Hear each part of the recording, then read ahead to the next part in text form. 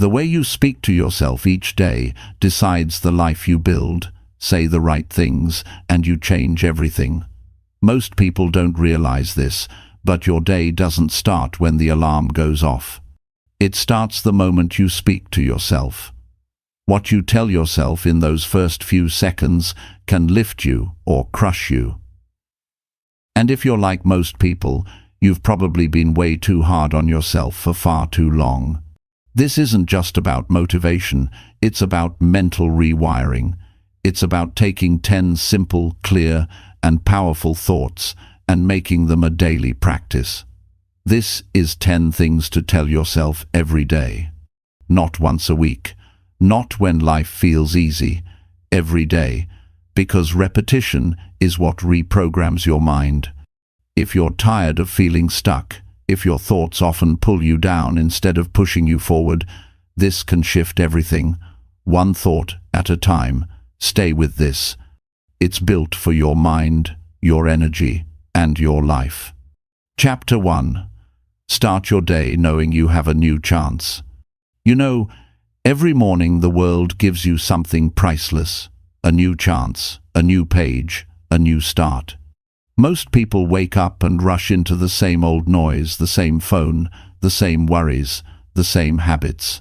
They forget that the moment they open their eyes, they've already been handed another opportunity to make life count. That's the tragedy of routine. We start surviving instead of living. But if you could wake up and say to yourself, "I have a new chance today," everything would begin to change. It's a simple sentence, but it carries power. Because when you believe you have a new chance, you no longer see yourself as stuck.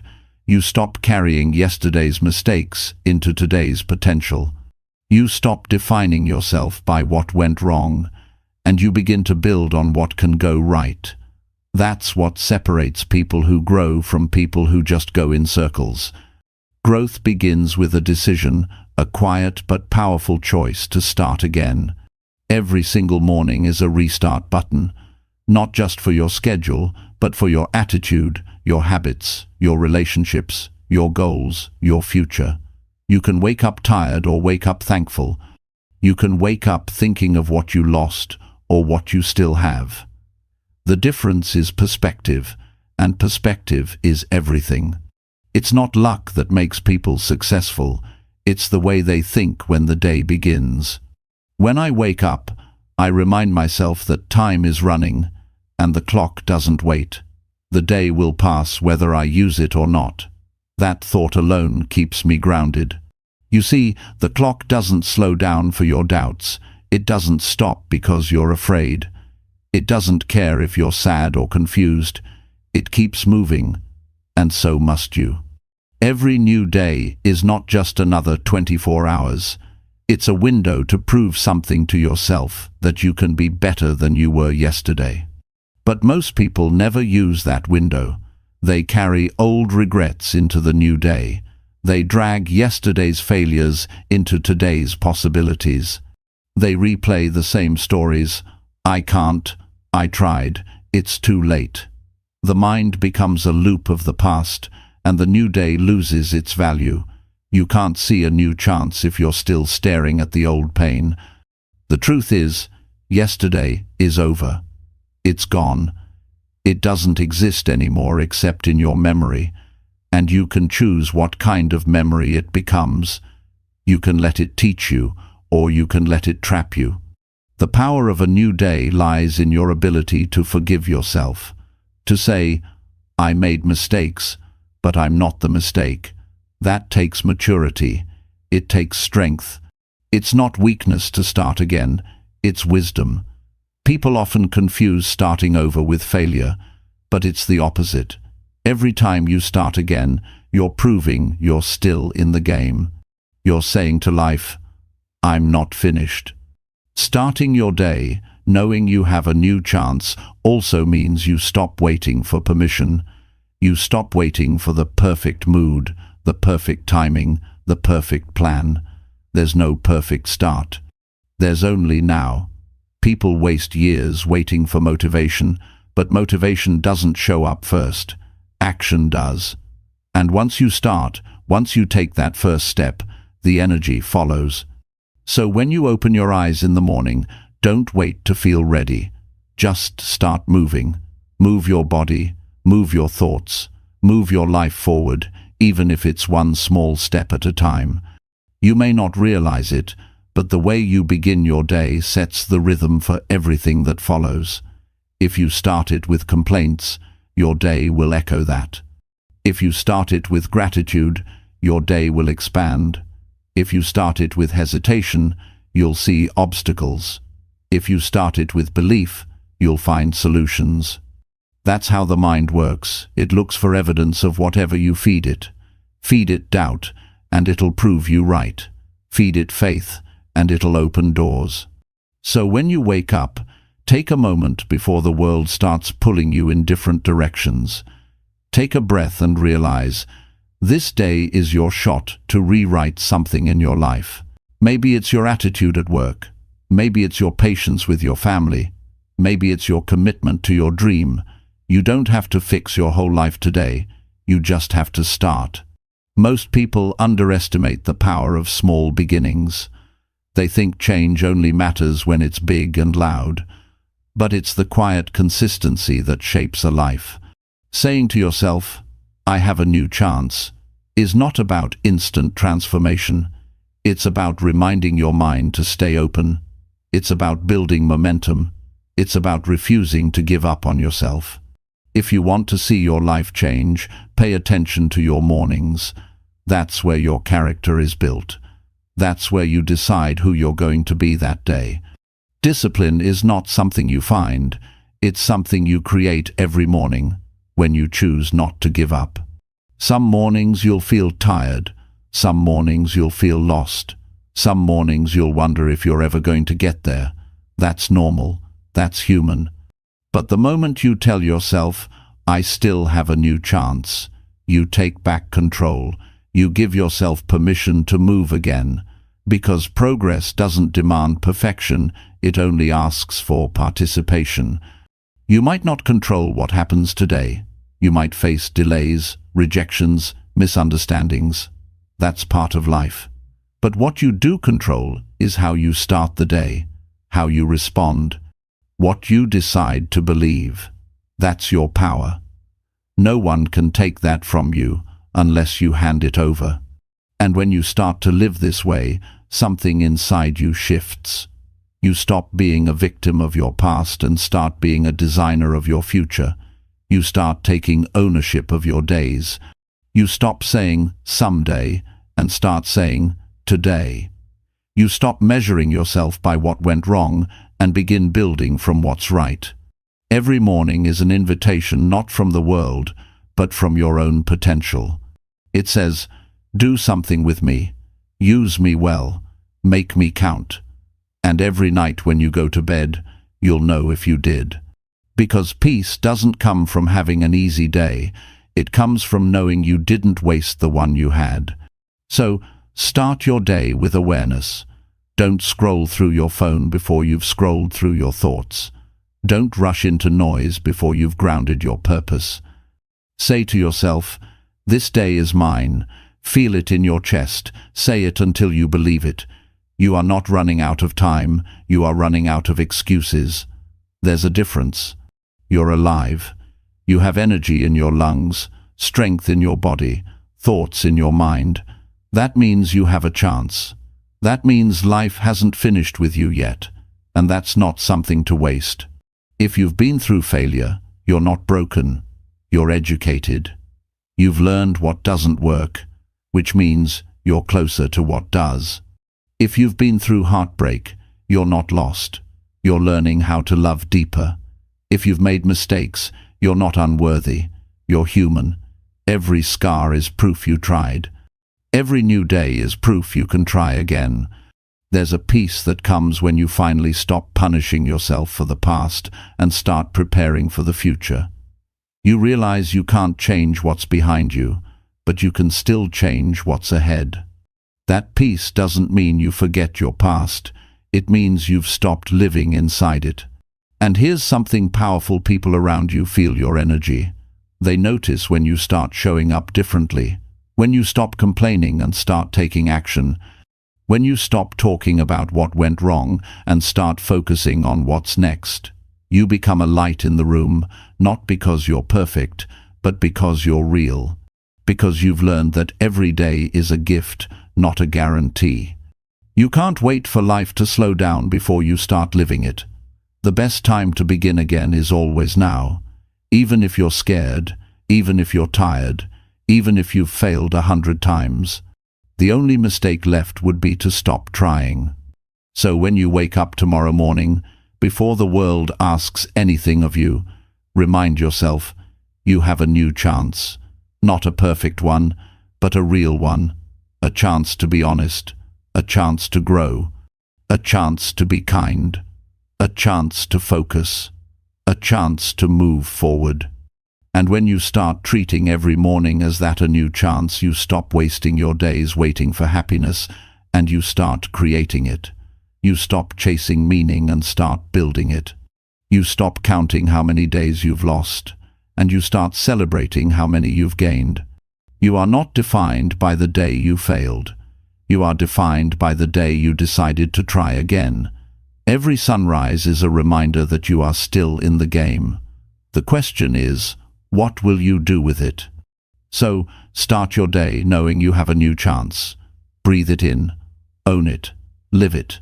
Because when you do, you stop being a passenger in your life and become the driver of it. And that's when everything begins to change. Chapter 2.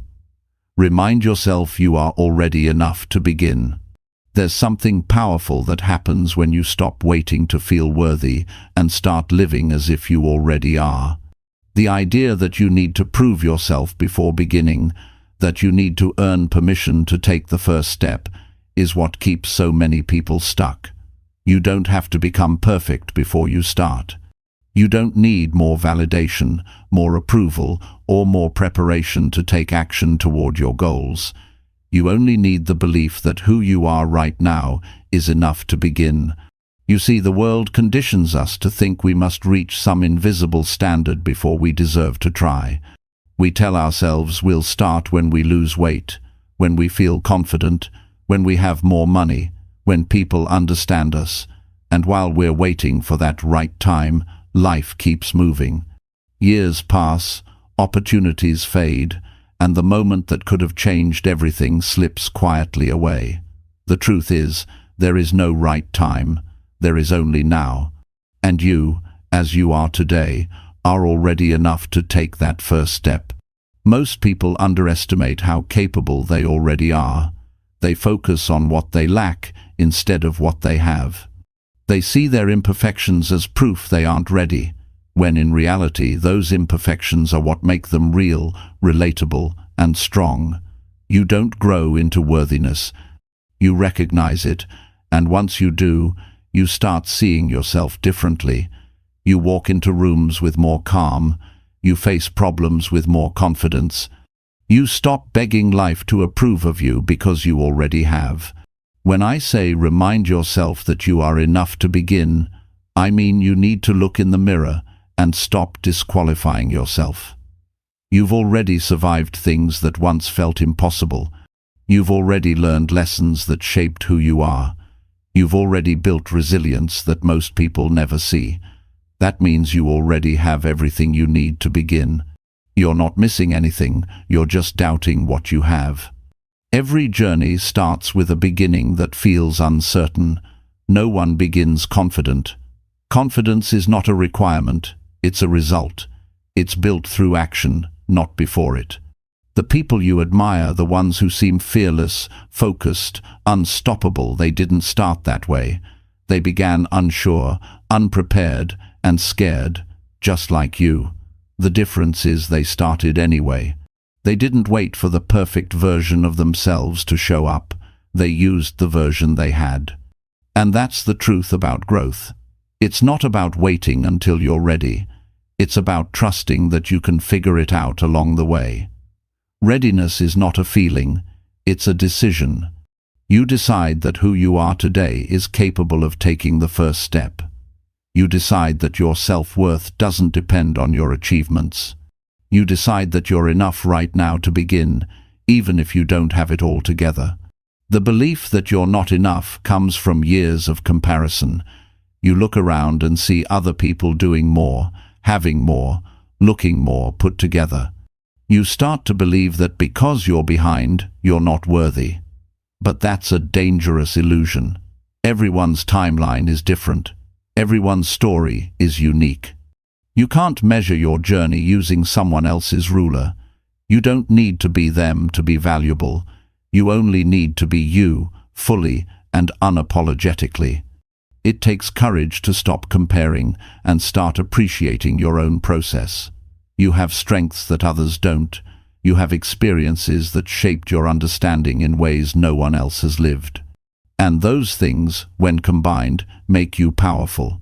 You don't have to copy anyone's version of success. You just need to begin building yours with what you already have. Sometimes we confuse humility with self-doubt. We think being humble means downplaying ourselves, rejecting compliments, or hiding our abilities. But that's not humility, that's insecurity in disguise. Real humility is knowing your worth without needing to shout it. It's walking with quiet confidence, knowing that you bring value wherever you go. You don't need to prove that value, you need to use it. When you believe you are enough, something changes inside you. You stop chasing approval. You stop apologizing for your dreams. You stop seeking validation from people who don't even understand your vision. You start to feel a calm sense of direction, even when life feels uncertain, because deep down, you know that no matter what happens, you can handle it. That's the kind of belief that carries you through the hard days, the days when doubt screams louder than hope, the days when progress feels invisible, the days when you question if you're capable of more. In those moments, you must remind yourself, I don't need to have it all figured out. I just need to keep going. I am enough to begin again. You see, self-belief is not arrogance, it's self-respect. It's the refusal to treat yourself as unworthy. It's recognizing that growth is possible because you are already valuable. You don't need anyone's permission to become better. You just need your own commitment to start. The mind is tricky. It remembers every failure, every rejection, every insult, and uses those memories to build fear. It tells you you're not ready because it's trying to protect you from pain. But that same mind can be trained to work for you, not against you. It begins with the thoughts you repeat every day. The moment you start telling yourself, I am enough to begin, your mind starts looking for evidence of that truth. It starts finding proof in your progress, in your effort, in your persistence. Think about how different your day feels when you start with that belief. You wake up, and instead of feeling behind, you feel capable. Instead of thinking about what you lack, you think about what you can do. You approach people with confidence instead of hesitation. You try things you used to avoid. You speak your ideas instead of holding them back. That one belief, I am enough to begin, becomes the engine that drives you forward. Many people never get to that point because they spend too long analyzing themselves. They keep asking, am I ready? Am I good enough? What if I fail? But the truth is, no amount of thinking will answer those questions. Only doing will. Action is what builds belief. When you take the first step, even if it's small, you prove to yourself that you can move. And once you move, your confidence grows. Starting before you feel ready is one of the most powerful habits you can build. It teaches your brain that progress doesn't come from perfection, it comes from participation. The first attempt may not be great. That's okay. You don't need great, you need genuine.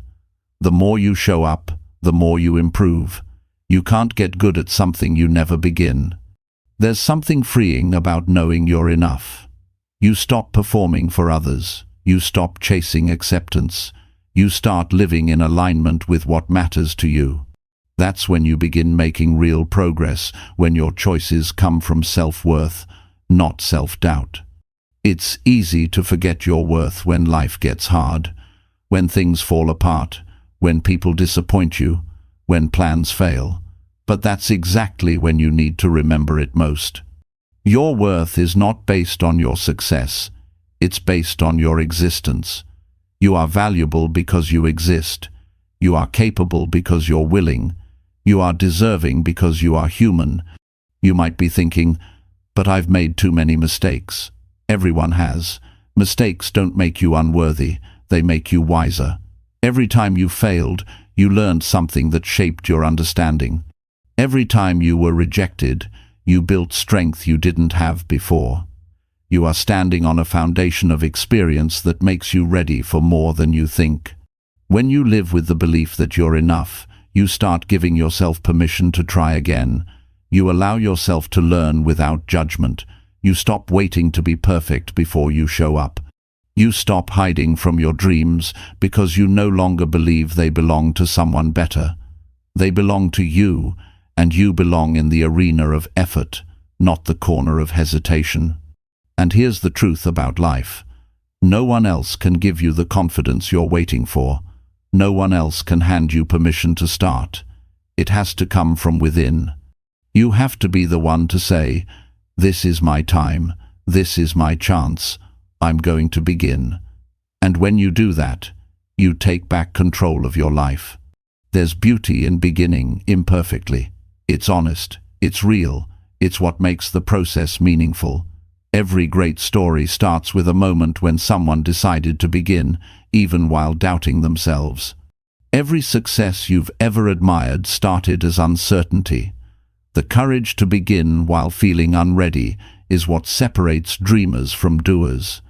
When you begin with the belief that you're enough, you stop fearing other people's opinions. You stop overthinking. You stop waiting for external approval. You start building confidence from your own actions. You show up. You fail. You learn. You adjust. You grow. That's the process. That's life. You owe it to yourself to see what's possible when you stop holding back.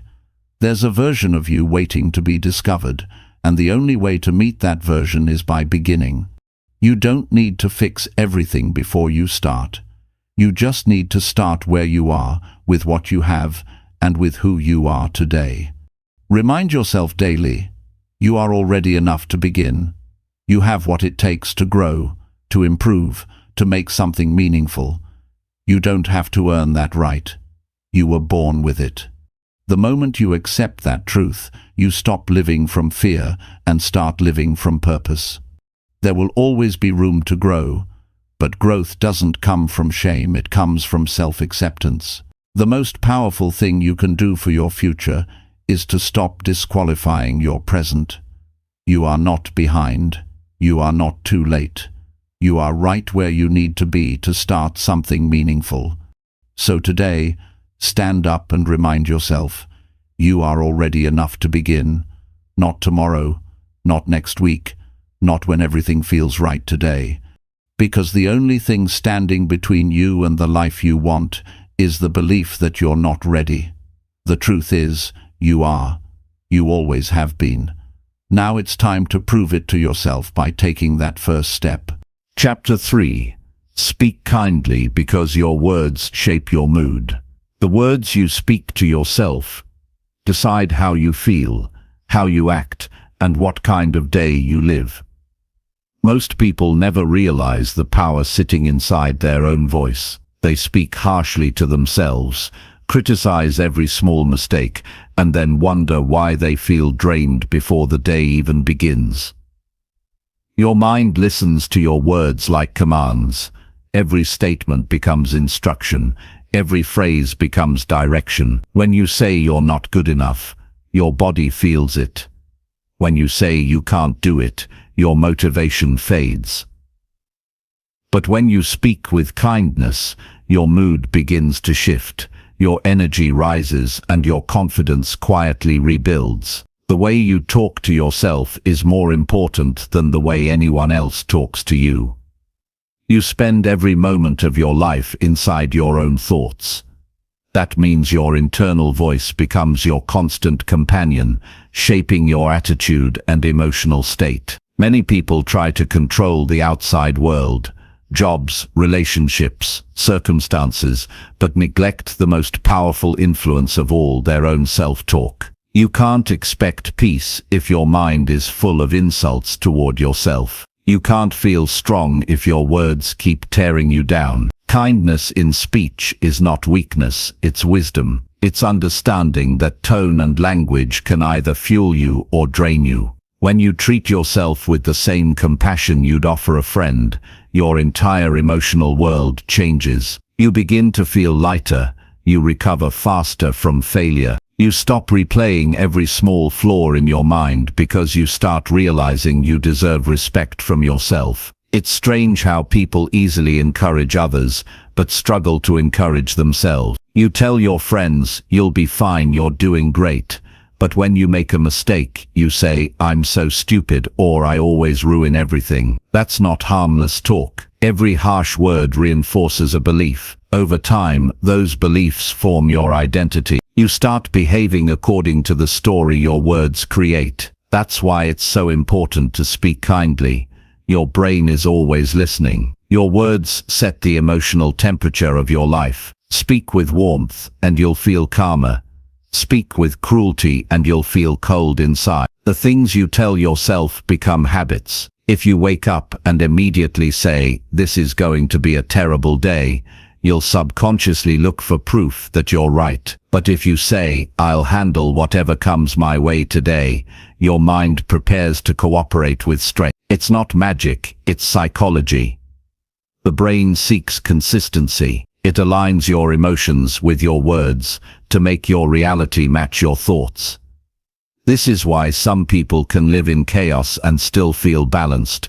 They've learned to control their language. They use their words to create inner order, even when the world outside is unpredictable. They understand that you don't wait for good feelings to speak kindly. You speak kindly to create good feelings. Mood doesn't create speech. Speech creates mood. When you speak to yourself harshly, you create unnecessary emotional wounds. The body feels stress. The mind tightens. The heart closes. Your words trigger emotions that shape your posture, breathing, and even your energy. The simple phrase, "I can't," can drain you of power faster than physical exhaustion. On the other hand, gentle and honest language can heal. Telling yourself, "I'm learning," instead of "I failed," changes how you process challenge. It opens space for patience and growth instead of shame. The goal isn't to lie to yourself or repeat empty affirmations. It's about choosing language that supports your effort instead of destroying it. When you talk to yourself, speak like someone who wants to see you succeed. Be real but encouraging. Say, "This is hard, but I can handle it." Say, "I made a mistake, but I can try again." That kind of language keeps you in motion instead of paralyzing you with guilt. Think about how different your days could feel if you monitored your self-talk. The way you monitor your diet. You wouldn't feed your body poison. Why feed your mind toxic words? The language you use each day is mental nutrition. Positive words feed strength. Negative words feed fear. And just like the body responds to food, your emotions respond to words. Speak junk, and you'll feel heavy. Speak truth with kindness, and you'll feel clear. When you start practicing kind self-talk, you might notice resistance. It may feel strange or even false at first. That's because your mind has been trained to expect criticism. Years of self-judgment don't disappear overnight, but consistency rewires your thought patterns. Each time you choose a kind phrase over a cruel one, you're teaching your brain a new emotional language. With time, that new language becomes natural, and your mood begins to stabilize. There's a difference between holding yourself accountable and attacking yourself. Accountability says, "I can do better next time." Self-attack says, "I'm worthless." One builds progress, the other destroys it. The people who achieve lasting growth are not the ones who punish themselves for every mistake. They're the ones who respond with compassion and keep going. They understand that growth thrives in an environment of patience. When you use kind words, you build trust with yourself. You start to believe that you'll handle your emotions with care. That inner trust gives you courage to face bigger challenges. You no longer fear failure because you know you won't be cruel to yourself when it happens. That's emotional security. The kind that doesn't depend on anyone else's approval. Kind speech also changes how you relate to others. When you speak gently to yourself, you naturally speak more gently to people around you. You become more understanding, less reactive. Your relationships improve because your emotional world becomes calmer.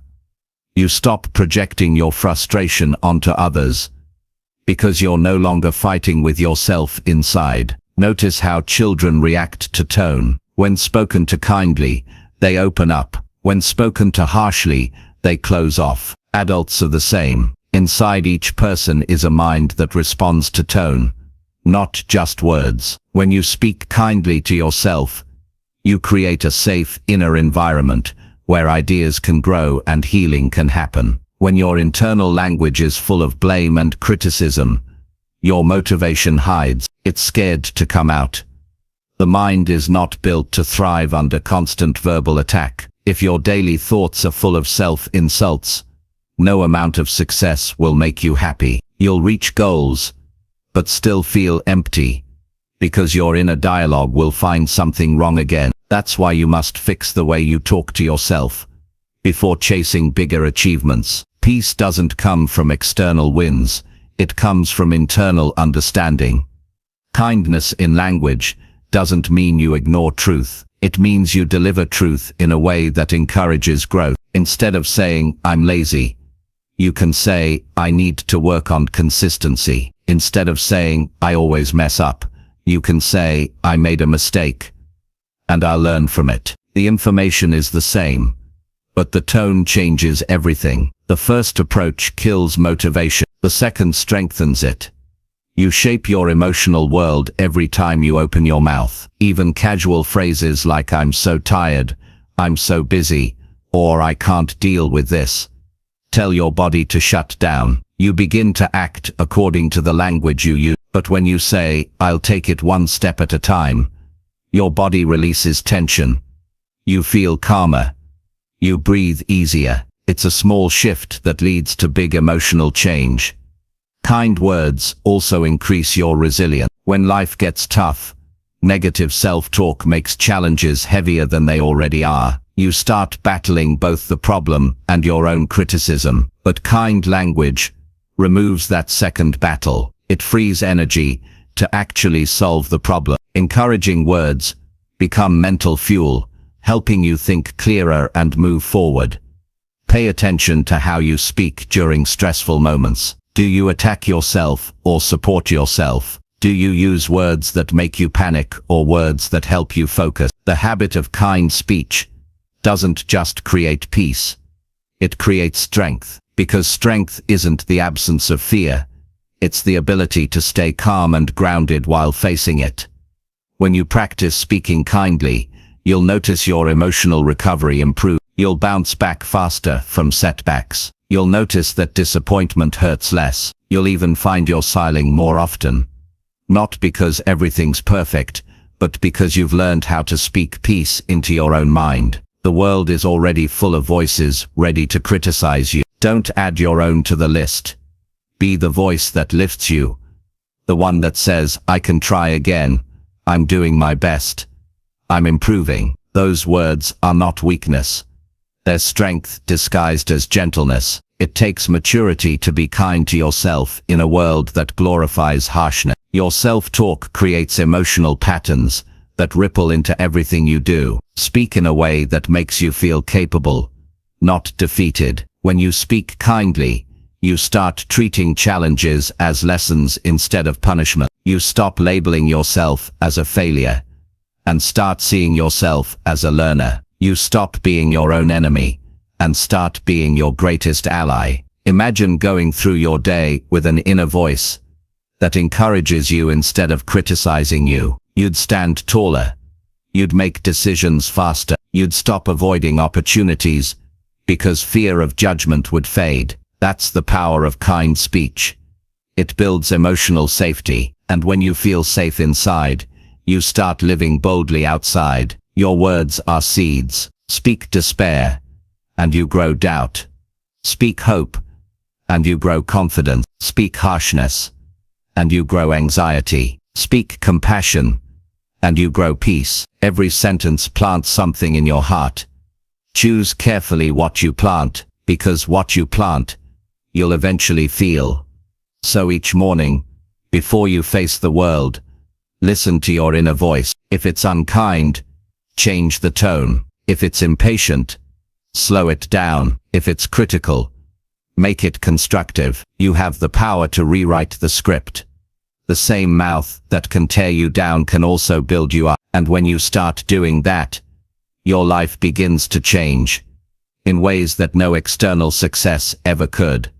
Speak kindly, because your words shape your mood. They shape how you show up, how you connect, how you love, and how you heal. When you choose kind speech, you take control of the atmosphere inside you. You become your own encouragement instead of your own obstacle. And that's when you realize that real strength has never been about being tough on yourself. It's about being understanding enough to help yourself rise again. Chapter 4. Face your fears and do the hard thing anyway. Fear has a way of disguising itself as logic. It whispers, wait until you're ready, or this isn't the right time, or you might fail again. It sounds reasonable, but underneath that reasoning is hesitation, and behind hesitation lives regret. Every person who ever built something meaningful faced fear and did it anyway. That's not a slogan, it's a fact of human progress.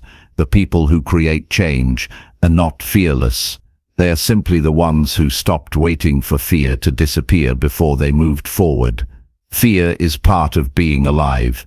It keeps you cautious, aware and alert. But when it becomes your decision maker, it limits your entire life. You start shaping your choices around comfort instead of purpose. You start saying no to new experiences, not because you don't want them, but because you're afraid of what could go wrong. You stop growing. You stop challenging yourself. And slowly, without noticing, you begin to shrink into a smaller version of who you were meant to be. Doing the hard thing doesn't mean you have to feel brave. It means you act even when your stomach twists and your hands shake. Courage is not the absence of fear, it's movement in spite of it. Every difficult decision, every uncomfortable step, every leap into the unknown, it's fear standing in front of you, testing your will to grow. You don't overcome fear by avoiding it. You overcome it by walking straight through it, one deliberate step at a time. People often think fear will disappear once they gain more confidence. But confidence doesn't come first, action does. You build confidence by doing the things that scare you and realizing you can survive them. It's the experience that teaches your mind, I can handle this. Without that experience, confidence remains a fantasy. The hard truth is, if you're waiting to feel ready, you'll wait your entire life. Readiness doesn't come from waiting, it comes from beginning. Every goal that truly matters will test your nerve, whether it's starting a new business, speaking up in a meeting, having a difficult conversation, or changing your life's direction. It all brings uncertainty. The easy route will always call your name. Comfort feels safe because it's familiar. But comfort is also where dreams quietly die. Growth doesn't live there. Growth hides behind the things that scare you most. Think about the moments in your past when you felt real progress, when you stretched yourself beyond what you thought possible. Those moments always carried fear. Maybe you were nervous, embarrassed, or unsure, but you did it anyway. And after it was over, you felt stronger, prouder, more alive. That's the reward of doing the hard thing. You meet a version of yourself that only appears when you push past the wall of fear. The mind often exaggerates fear. It builds imaginary disasters before you even take the first step. It creates stories of rejection, humiliation, failure. But those stories are not reality. They're protection mechanisms. Your brain's main job is to keep you safe, not fulfilled. Safety and fulfillment don't always align. Sometimes you must risk discomfort to experience meaning. When you avoid fear, you give it power. When you face it, you shrink it. Avoidance keeps it alive. Action weakens it. Every time you confront something uncomfortable, you send your brain a message, "I'm capable," and that message rewires your mental patterns. The next time fear shows up, it won't seem as big because your mind remembers you've handled hard things before. You don't have to start with huge acts of courage. Start small. Face one fear each day. Say what you really think in a conversation. Apply for the opportunity you've been hesitating about. Try something you've been too self-conscious to do. Every small act builds momentum. Courage grows like a muscle. It strengthens only when used. Fear will always offer excuse. It will say you need more preparation, more money, more approval, more time. But behind every excuse lies the same feeling. Doubt. You doubt your ability to handle the outcome. That's why the real antidote to fear is not motivation, it's self-trust. When you trust that you can handle whatever happens next, fear loses its grip. The outcome stops mattering as much because you know you'll adapt. Life has a way of rewarding those who take risks. Opportunities rarely come to those who wait for perfect conditions. They come to those who take messy, uncertain action. That's the paradox. The very thing you're afraid to do is often the thing that will set you free. Fear points directly to the areas of potential growth. If something scares you, it usually means it matters. Some fears come from old experiences, times when you were hurt, embarrassed, or rejected. The mind stores those memories as warnings, and it tries to protect you by repeating them. But those warnings are based on the past, not the present. You are not the same person who went through those moments. You're stronger now, wiser, more equipped. Don't let an old wound control your new chapter. It's okay to feel fear. It's not a sign of weakness. It's a sign that you care about the outcome. The key is not to wait until the fear disappears, but to move while it's still there. The first few steps may feel uncomfortable, but discomfort is temporary. Regret is permanent. Fear fades once you prove to yourself that you can act through. When you avoid difficult things, you create a life built on limitations. You start living smaller to protect yourself from discomfort. But the cost of that safety is your potential. You can't discover what you're capable of if you never test your limit. Doing the hard thing teaches you that your limits are not fixed. They expand when you push against them. There's a quiet strength that grows in people who face fear regularly. They stop overanalyzing everything. They stop seeking constant reassurance. They stop pretending that courage feels comfortable. They know courage is raw, sometimes messy, but always worth it. That kind of person doesn't live free of fear. They live above it. You'll never fully control fear, but you can control your focus. Focus on the action, not the emotion. Focus on what you can do next, not what might go wrong. Fear grows when you give it attention. It shrinks when you give it action. When you shift your focus from "what if I fail" to "what can I learn," your entire experience changes. Failure becomes feedback instead of proof of inadequacy. Facing your fears also builds emotional resilience. Once you realize you can survive uncomfortable emotions, embarrassment, anxiety, uncertainty, you stop letting them control you. You understand that feelings are temporary visitors, not permanent residents. They come, they stay for a while, and then they go. You can feel fear without becoming it. People often think bravery means big gestures, facing danger, confronting chaos, standing alone. But bravery also exists in small moments, asking for help, being honest about what you want, setting boundaries, admitting you're scared but showing up anyway. Courage doesn't always roar, sometimes it whispers, do it anyway. You may not win every time you face fear, but you'll always grow. Even when things don't work out, you gain self-respect. You stop seeing yourself as someone who avoids and start seeing yourself as someone who tries. That shift changes how you carry yourself. You walk with a little more confidence, not because everything's easy, but because you know you've survived worse. Fear thrives in imagination.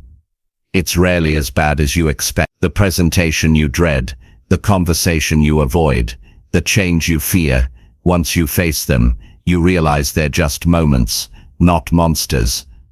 The hardest part is the anticipation. Once you begin, momentum carries. Your nervousness turns into focus, your fear turns into flow, and suddenly you're doing the very thing you thought you couldn't. Courage is contagious. When you do the hard thing, others notice. You inspire people without even realizing. They see your example and begin to challenge their own fears. You become a source of quiet strength, not by preaching courage, but by living it. That's how change spreads. One person's act of bravery gives others permission to try. Fear is not the enemy. Avoidance. Fear reminds you where growth lives. It signals that something valuable lies ahead. If you never feel fear, you're not stretching enough. Comfort feels good in the moment, but it steals your future. Growth feels uncomfortable in the moment, but it builds your future. You get to choose which one to live in. You don't need to eliminate fear to succeed. You just need to reduce its control. You can feel fear and still move forward.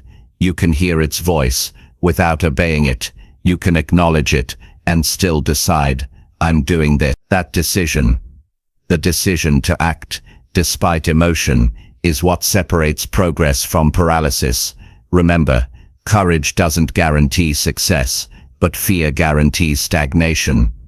Life doesn't reward those who avoid it, rewards those who try. Even if you fail, you'll gain experience, perspective, and resilience. Those are things you can't buy or fake. They come only from doing what's hard. When you train yourself to face fear regularly, you begin to crave challenge instead of avoiding it. You start associating fear with opportunity, not danger. You look at uncomfortable situations and think, this is where I grow. That mindset turns obstacles into training grounds. Suddenly fear becomes a tool for development instead of a reason to stop. Every time you face something hard, you break a layer of limitation inside yourself. The version of you that emerges after each challenge is wiser and more confident. You can't access that version without going through discomfort. It's like walking through fire. It burns for a moment, but it forges something strong. You are capable of more than your fear wants you to believe. The evidence is in every hard thing you've already done. You've survived heartbreak, disappointment, loss, failure. You've picked yourself up after moments that felt impossible. That's proof that you can handle hard things. Fear tries to erase that proof, but your life already shows the truth. The next time fear appears, don't wait for it to vanish. Acknowledge it, feel it, and then move. If it's one small step, take it. Each step weakens fear's hold. Each step strengthens your spirit. And when you look back later, you'll realize that fear was never the real problem. It was the hesitation it created. Face your fears and do the hard thing anyway. Because fear doesn't leave you alone when you hide. It follows you everywhere. But when you confront it, it loses its voice. You become the one who decides, not your doubt. You don't need to feel ready. You don't need to feel brave.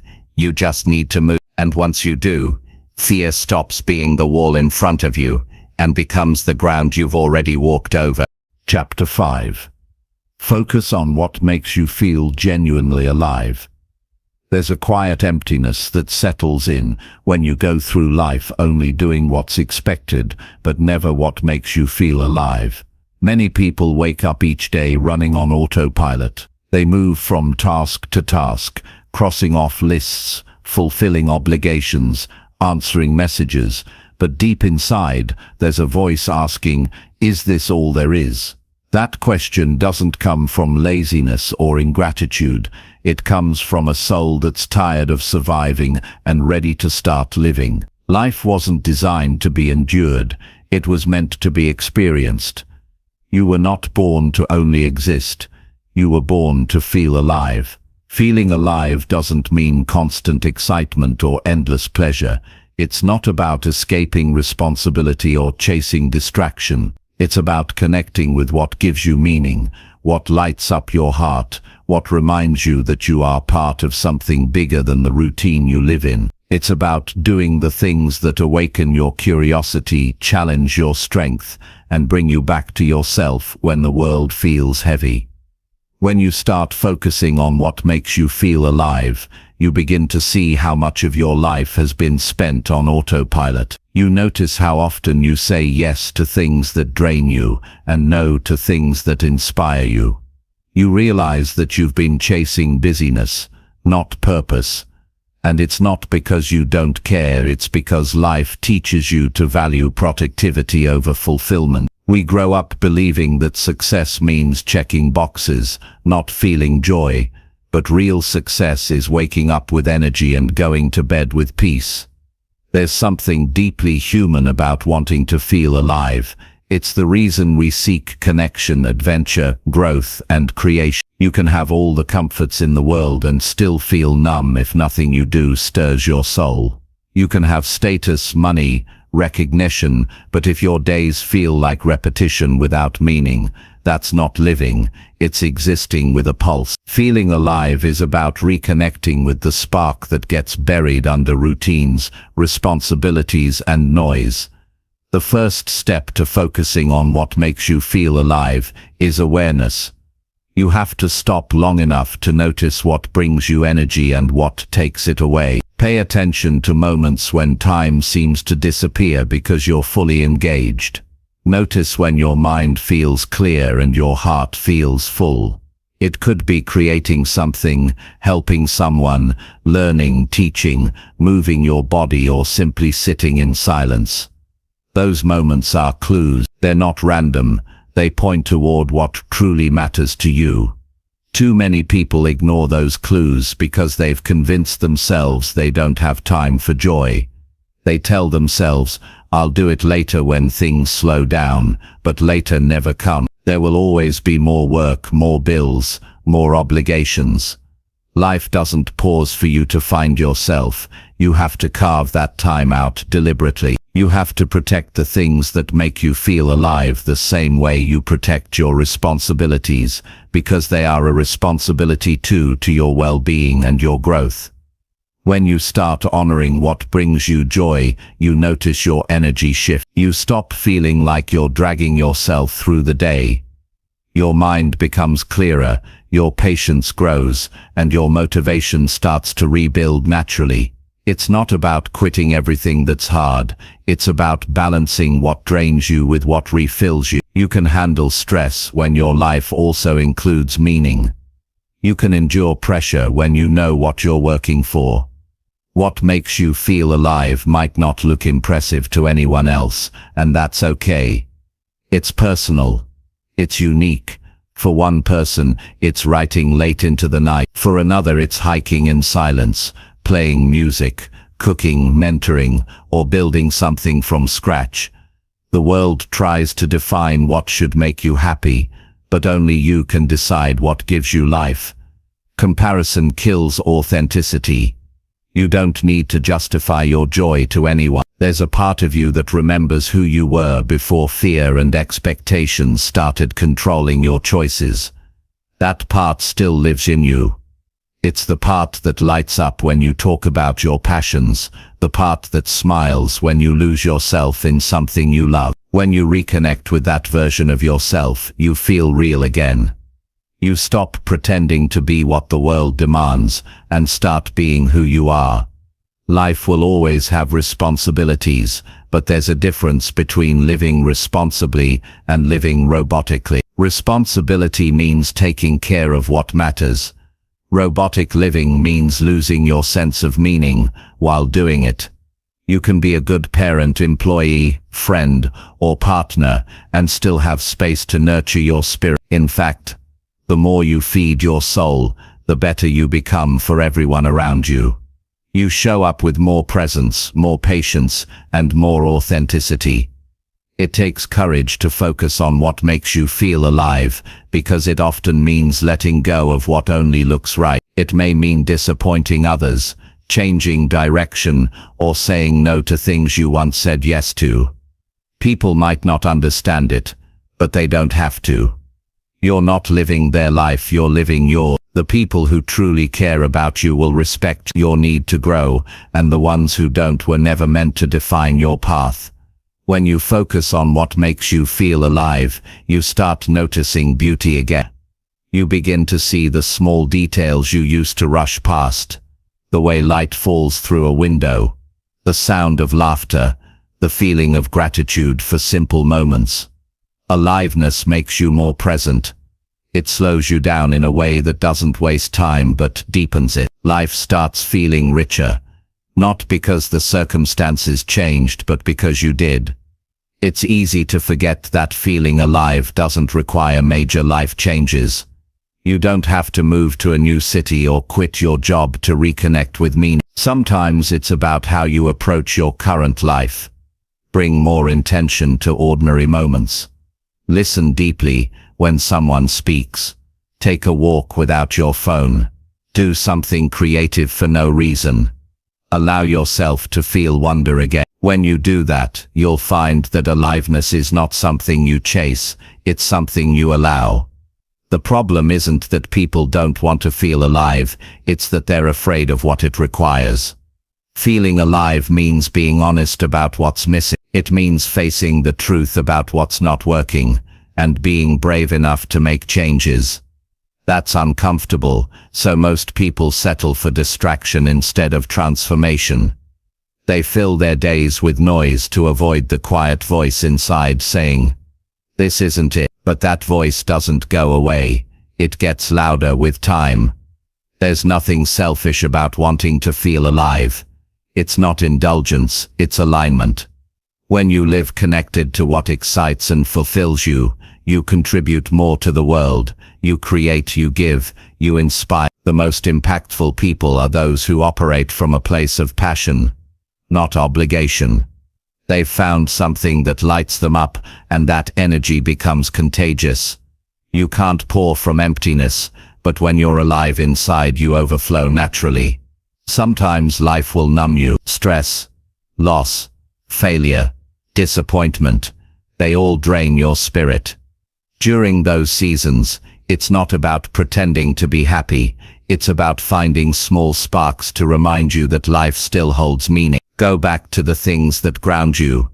Music, nature, movement, faith, creativity, connection.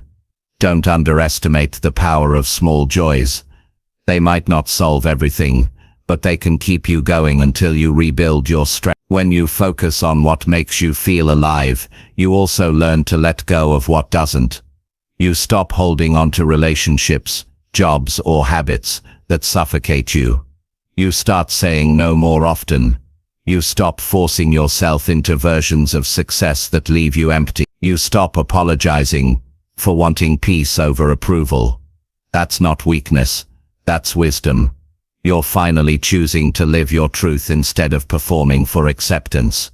Feeling alive is not about chasing constant highs, it's about choosing engagement over avoid. It's about showing up to your own life instead of sitting on the sidelines of it. It's the difference between watching the sunrise on a screen and standing outside feeling its warmth on your skin. You can't experience life secondhand, you have to participate in it. When you begin to prioritize what gives you life, you'll notice resistance from within. Your mind will whisper, "This is impractical," or "You don't have time." But that resistance is just habit. You've trained yourself to ignore joy.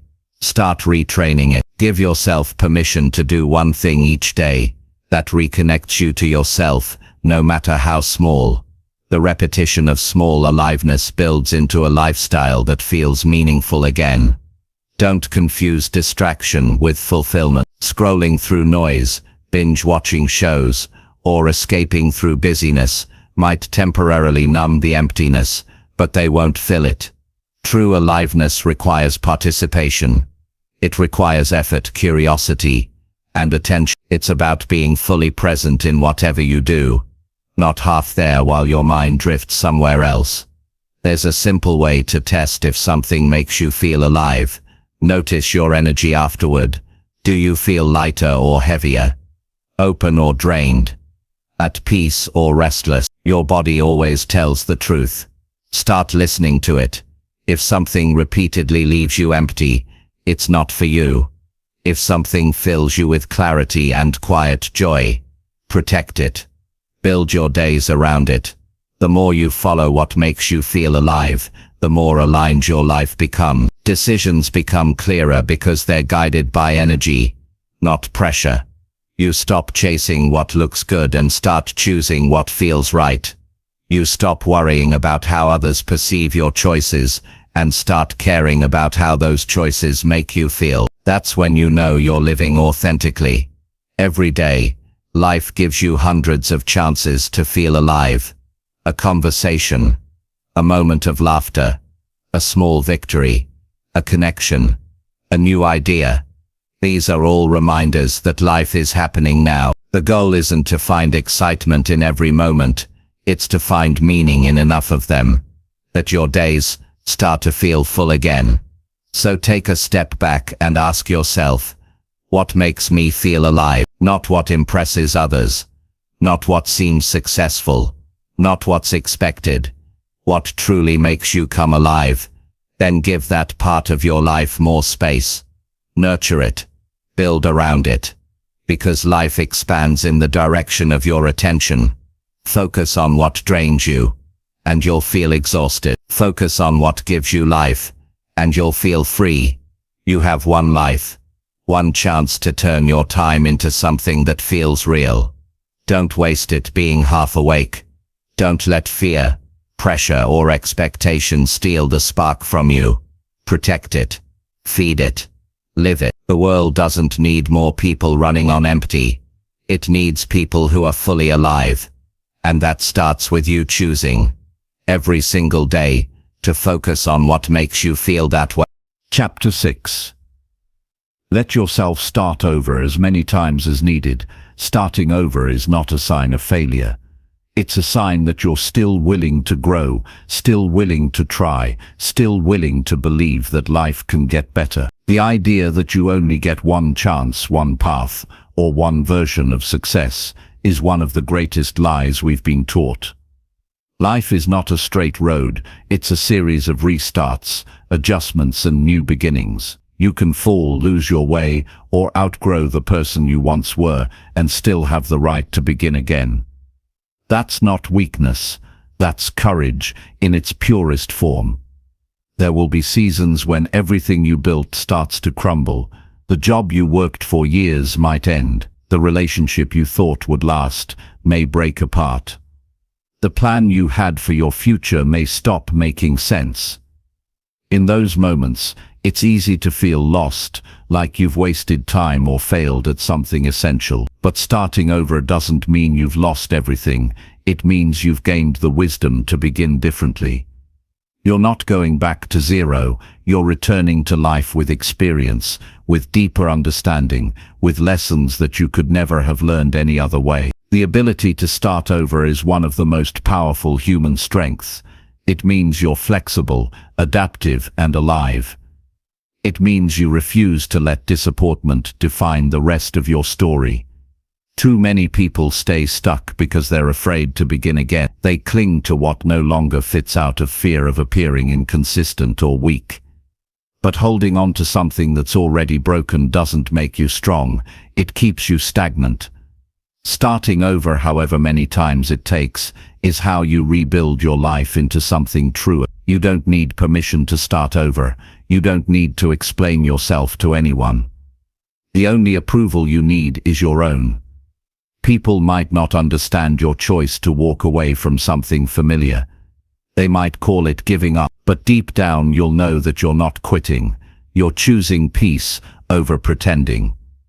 You're choosing growth over comfort. You're choosing to trust that there's more for you than what you've settled for. There's a quiet beauty in new beginnings.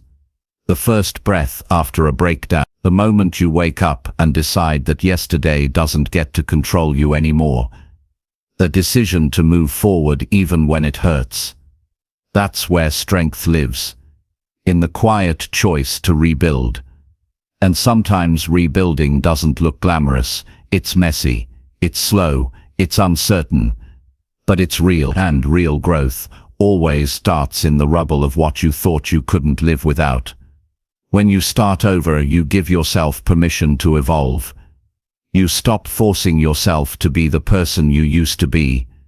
You stop chasing the same definitions of success that no longer inspire you. You start listening to your heart again, not your fear.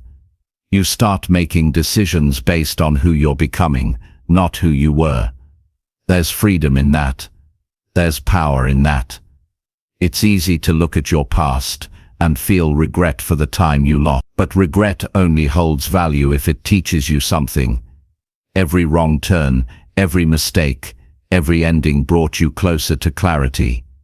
Without those experiences, you wouldn't know what you truly need. Starting over gives you the chance to apply those lessons, to live smarter, love deeper, and walk with more awareness. You can't rewrite the past, but you can rewrite your future.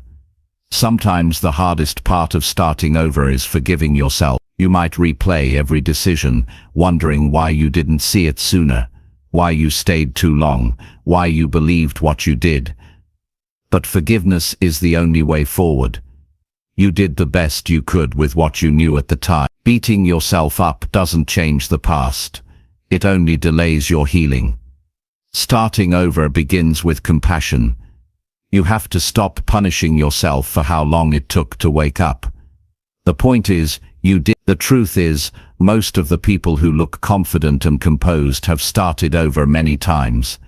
They've reinvented themselves, changed directions, let go of things they once thought they couldn't live without. They've fallen and rebuilt quietly, away from the spotlight. Starting over doesn't get easier, but it does get clearer. You start recognizing the signs that something needs to change sooner. You stop clinging to what drains you. You learn to walk away faster, not out of impatience, but out of self-respect. We often confuse consistency with loyalty. We think staying means we're strong. But staying in a place that suffocates your spirit isn't loyalty. It's fear disguised as responsibility. Life requires movement. Growth demands change. Sometimes you have to let go of what's familiar to make space for what's right. And that process will test you. You'll doubt yourself. You'll question your decisions. But if your peace increases with each step, you're on the right path. Starting over doesn't erase your past.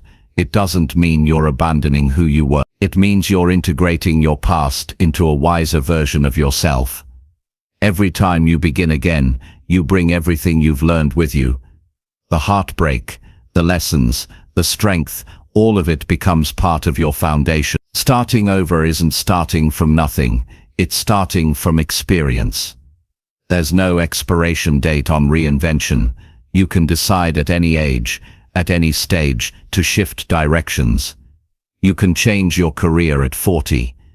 You can start healing from trauma at 50. You can fall in love again after heartbreak. You can begin learning new skills, dreaming new dreams, creating new meaning. The only limit is the one you believe in. Society glorifies the illusion of having it all figured out early. But the truth is, the most fulfilled people are the ones who allowed themselves to evolve repeatedly. They didn't stop learning, and they didn't fear change. Every ending is a beginning in disguise. What feels like loss often clears space for something better. Sometimes life removes what you think you need, so you can find what truly fits. It's not punishment, it's direction. You might not see it right away, but one day you'll look back and realize that what broke you actually freed you. The pain was real, but so was the transformation that followed. When you let yourself start over, you stop treating change as a failure and start seeing it as a natural part of living. Nature does this every season. The trees shed their leaves to make room for new growth.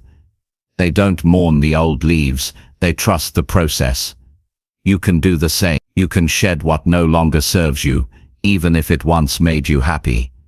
Change doesn't erase the value of the past. It simply moves you toward the next chapter.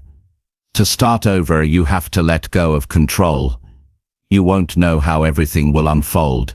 You won't have all the answers, but certainty isn't a prerequisite for growth. Faith is. Faith that something good can come out of the unknown. Faith that your future can hold peace even if your past held pain. Faith that you're capable of building again differently this time. It's okay if you're scared. Everyone is when they start again. Fear doesn't mean you're not ready. It means you care. But courage grows when you move through fear, not around it. Take small steps. One decision at a time. One moment of bravery after another. You don't have to rebuild everything in a day. You just have to keep showing up for yourself, even when it feels uncomfortable. You might face people who doubt your choices, who remind you of your past mistakes. But remember, they're speaking from their own limitations, not yours. You don't owe anyone the version of yourself that makes them comfortable. You have every right to evolve beyond who you used to be. Growth isn't betrayal, it's survival. You're allowed to change your mind, your path, and your dreams as many times as you need. Starting over is not about escaping your life, it's about renewing your relationship with it. It's about rediscovering what matters, reimagining who you can be, and reclaiming your sense of purpose. It's not about abandoning your responsibilities, it's about approaching them with new awareness and strength. Sometimes you'll have to start over in small ways. Maybe it's rebuilding trust in yourself. Maybe it's forming new habits after old ones stopped working. Maybe it's learning to love again after being hurt. Other times, starting over means burning everything down and building from scratch. Both are valid. Both are brave. There's no right or wrong way to begin again, only honest ways. Life will test your willingness to restart. It will push you to the edge of your comfort zone, where everything familiar feels far away. But that's where growth begins. The unknown is where transformation hides. If you can sit in that space without rushing back to what's familiar, you'll discover strength you didn't know you had. You might not get everything right this time either. You'll make new mistakes, face new challenges, learn new lessons. But that's what starting over is for, to give yourself another chance to do it differently. Each restart brings refinement. Each attempt shapes a wiser version of you. And if you keep allowing yourself to begin again, you'll eventually build a life that feels aligned with who you truly are. There is no final version of you. You are meant to evolve continuously.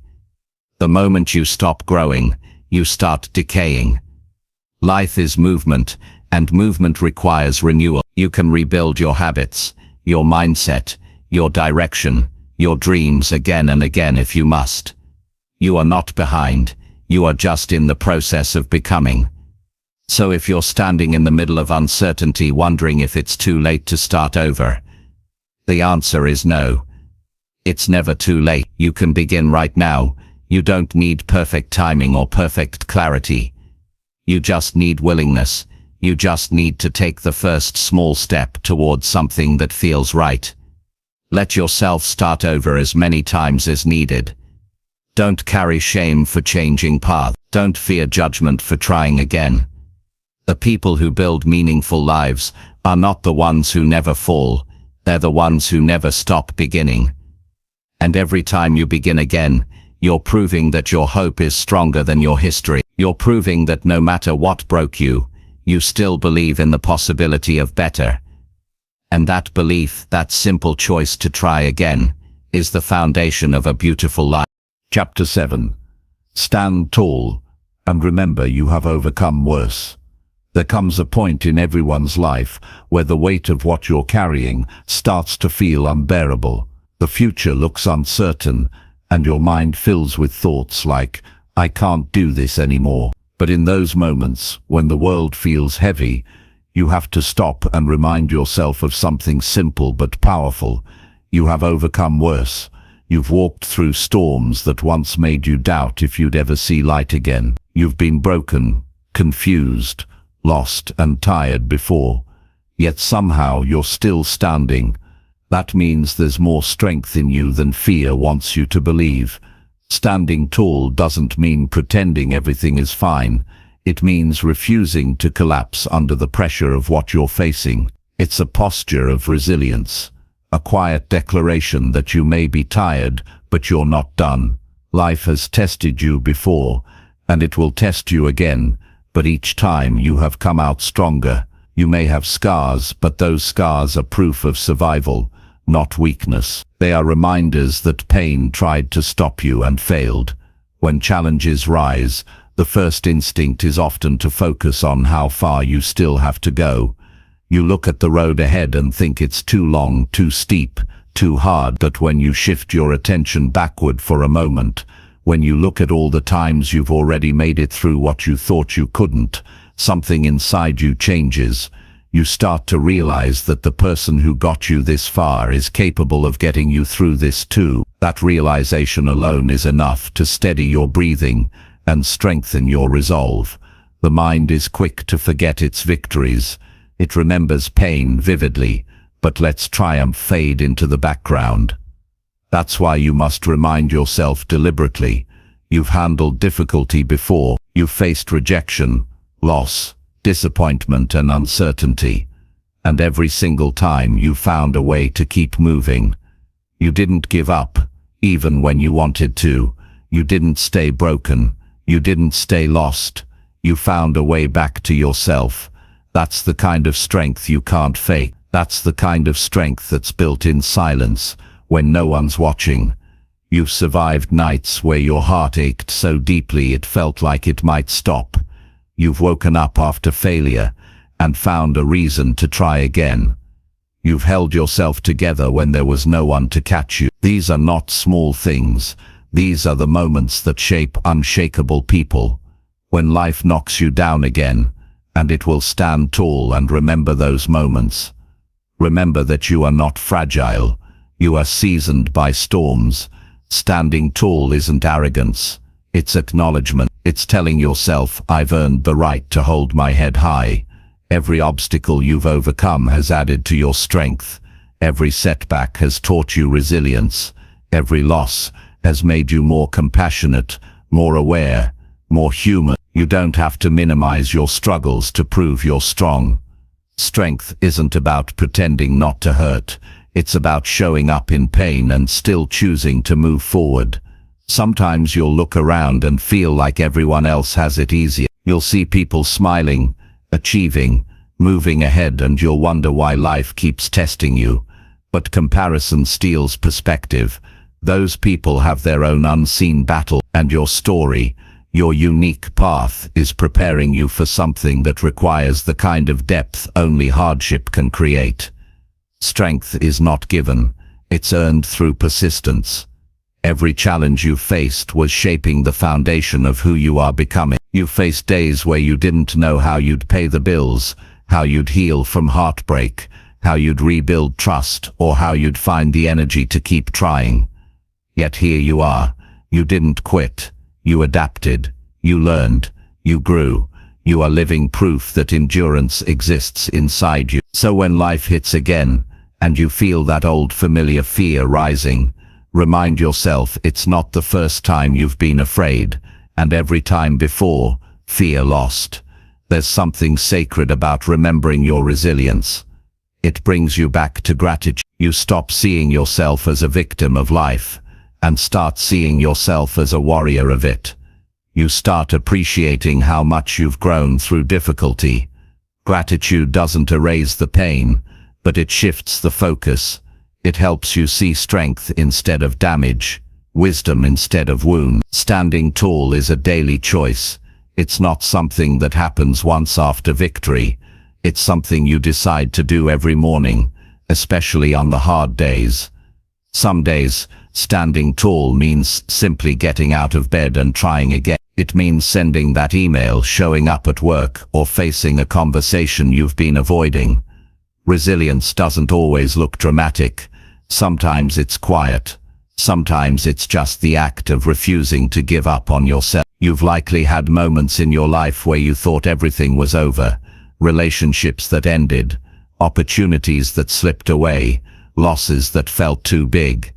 But somehow from those endings, new beginnings appeared. Maybe not immediately, maybe not perfectly, but they came, and each time you became a little more grounded, a little more aware that nothing truly destroys you unless you let it. That's the truth about endurance. It's built through the realization that even when life breaks you open, you still have the power to rebuild. When you stand tall, you send a message not just to the world, but to yourself. You remind your spirit that you're not defined by what happened to you, you're defined by how you responded. You can't always control the storms, but you can control your stance in them. You can control your attitude, your decisions, your willingness to keep showing up. That's what separates those who merely survive from those who thrive. It's easy to lose confidence when life keeps knocking you down. You start to question your worth, your purpose, your ability to keep going. But you have to stop and remember, this isn't your first battle. You've been here before, maybe not in the same way, but in spirit. You've known fear, and you've still acted. You've known doubt and you've still moved. You've known pain, and you've still healed. That's what makes you powerful. You've proven to yourself that you can recover, and recovery doesn't happen overnight. It's a slow rebuilding of faith in yourself. Every small act of persistence, every time you get back up, adds another layer to your strength. One day you'll look back and realize that the moments you thought would break you were the very moments that built your backbone. Pain doesn't last forever, but the strength it gives you does. When life gets hard, you have two choices: crumble under the weight of what's happening, or remember who you are and rise again. The second choice doesn't always feel easy, but it's the one that keeps you moving toward growth. You may bend, but you won't break. You may cry, but you'll still stand. You may slow down, but you'll never stop. That's what it means to have survived before. It's not just physical endurance, it's emotional courage. There's power in acknowledging that you've seen worse. It gives perspective to your current struggle. It reminds you that even the deepest pain has an ending. You've had sleepless nights before, and the morning still came. You've had seasons of loss before, and life still found a way to bring joy again. Nothing stays dark forever, not even the moments that feel endless. And knowing that is what keeps you grounded when everything feels uncertain. The mind will sometimes try to convince you that you're weaker now, that the last failure or heartbreak took something from you. But it didn't. It gave you something. It gave you wisdom about who you are, what matters, and what no longer deserves your energy. It stripped away illusions and showed you what you're made of. Strength doesn't always feel strong when you're living it. It often feels like exhaustion, like showing up with shaky hands and tired eyes. But that's still strength. You're still doing it. You're still here. Standing tall also means not letting past pain define future hope. Just because something hurt you once doesn't mean it will hurt you again.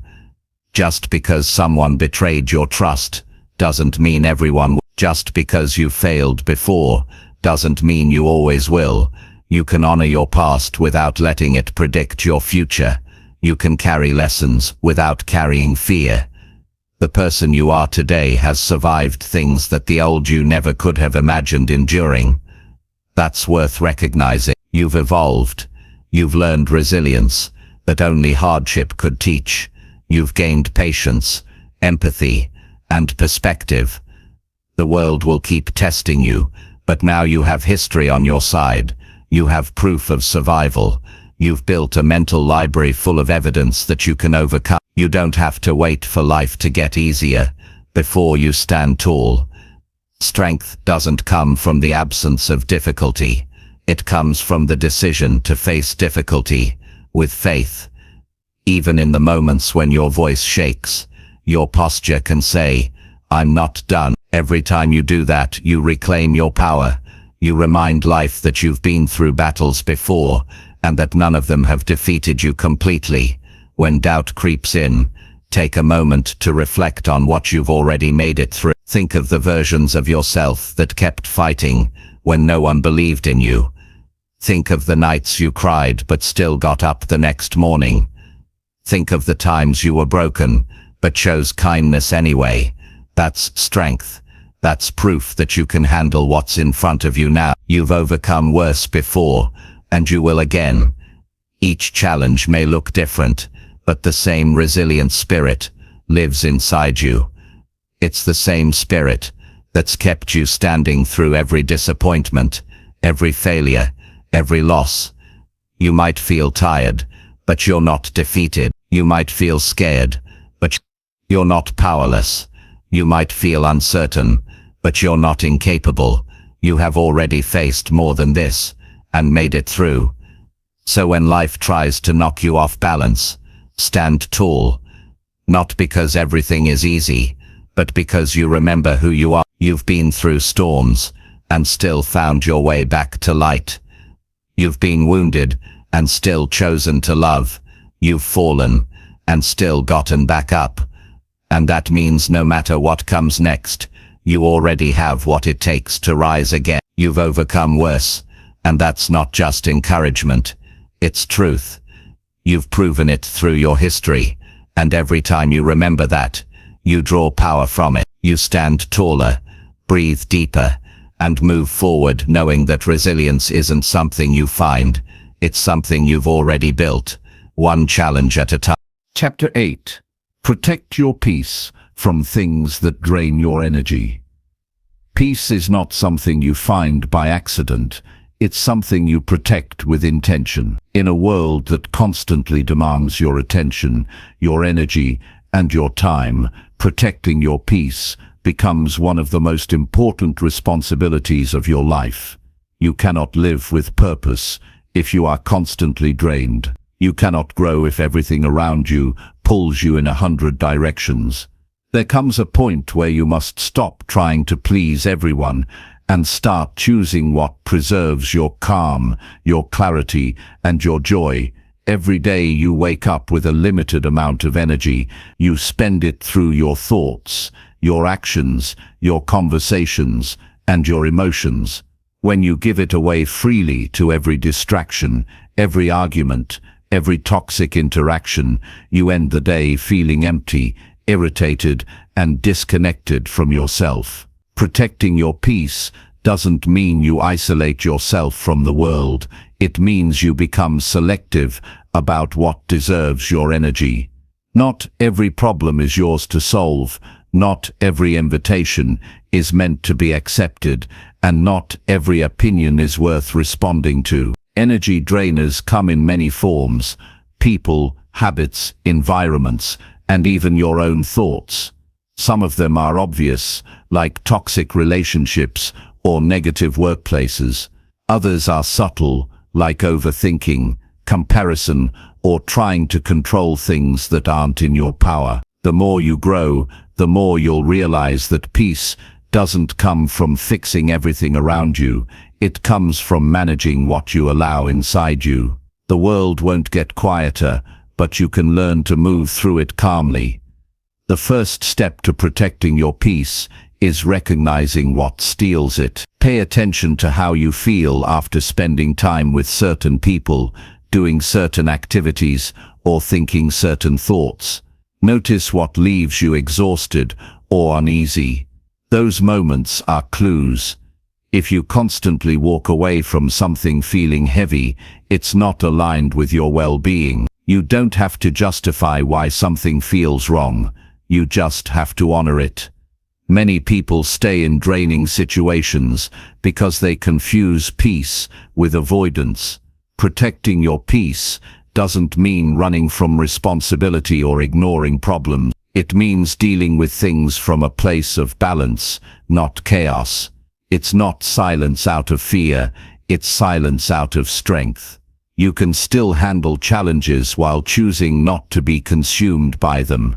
You can still care about people without carrying their emotional weight on your shoulders. Your peace begins where your boundaries begin.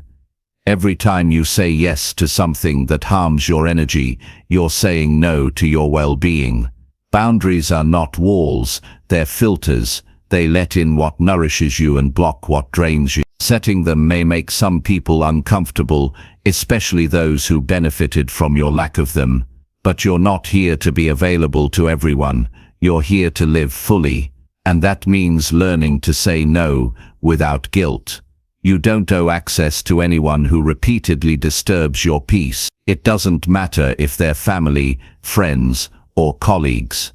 If they consistently bring negativity, manipulation, or chaos, it's okay to step back. You can love people from a distance. You can wish them well without letting them have power over your emotions. Detachment is not cruelty, it's maturity. It's choosing to protect your inner world even when the outer one doesn't understand. Your own mind can also be one of the biggest threats to your peace. Overthinking drains more energy than any difficult person ever could. The mind creates endless stories, what-ifs, worst-case scenarios, imaginary arguments, and you end up living in problems that haven't even happened. Protecting your peace means training your thoughts to focus on what you can control. It's reminding yourself that worrying doesn't fix the future, it only robs the present. You'll find that peace isn't about having a life free of noise, it's about learning how to quiet your reaction to it. You can't stop people from misunderstanding you, you can't stop difficulties from coming, but you can choose how you respond. When you stop reacting to everything, you take back control. Every time you choose calm over chaos, you strengthen your peace. Every time you refuse to match someone's negativity, you keep your energy safe. Technology makes peace harder to find because it keeps your mind constantly engaged. The endless scroll of opinions, comparisons, and bad news floods your brain with information it was never meant to process, all at once. If you want peace, you must unplug regularly. Take breaks from screen. Reconnect with silence. Go outside and let your mind breathe. The world won't collapse if you step away for a few hours. In fact, you'll come back clearer, more focused, and more grounded. Protecting your peace also means being honest about what drains you internally, your habits, your self-talk, your patterns. Maybe you say yes to too many things out of guilt. Maybe you replay conversations, trying to find the perfect response. Maybe you give your best to everyone else and leave nothing for yourself. You can't control everything that happens around you, but you can take responsibility for how you show up. Peace starts with self-awareness. Letting go of constant control is one of the hardest lessons in protecting peace. The more you try to force life to unfold your way, the more resistance you feel. Not everything is meant to be managed. Some things require surrender. There's freedom in accepting that not every outcome is yours to determine. When you stop gripping so tightly, peace finds its way back in. A lot of people confuse busyness with purpose. They fill every hour to avoid stillness because stillness brings up emotions they haven't faced. But peace is found in stillness, not in constant movement. You don't need to earn rest.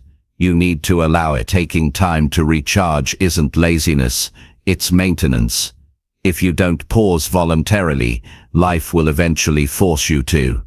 Burnout is what happens when you give too much and refill too little. Protecting your peace might require losing some things. You might have to walk away from people who only value you when you serve their needs. You might have to leave environments that reward chaos and ignore kindness.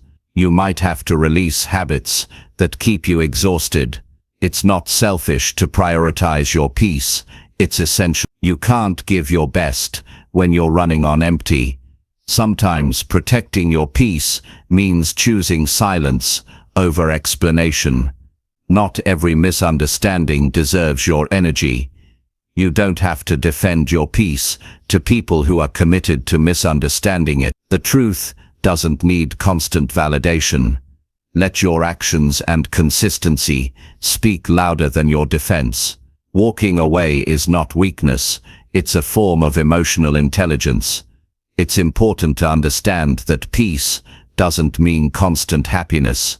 It means stability. It means knowing how to return to yourself when things feel overwhelming. It means being at ease with uncertainty because you trust your ability to navigate it. You don't need life to be perfect to feel peaceful.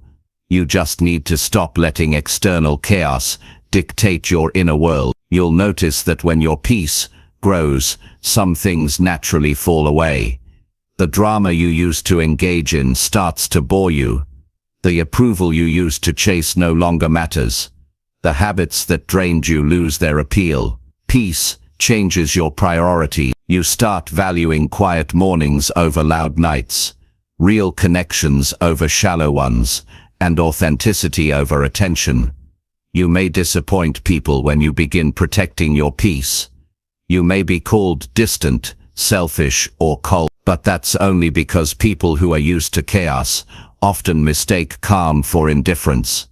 Don't let that pull you back into patterns that harm you. Your peace will make others uncomfortable until they find their own. Your job is not to shrink yourself to fit their comfort. It's to maintain your balance while they adjust.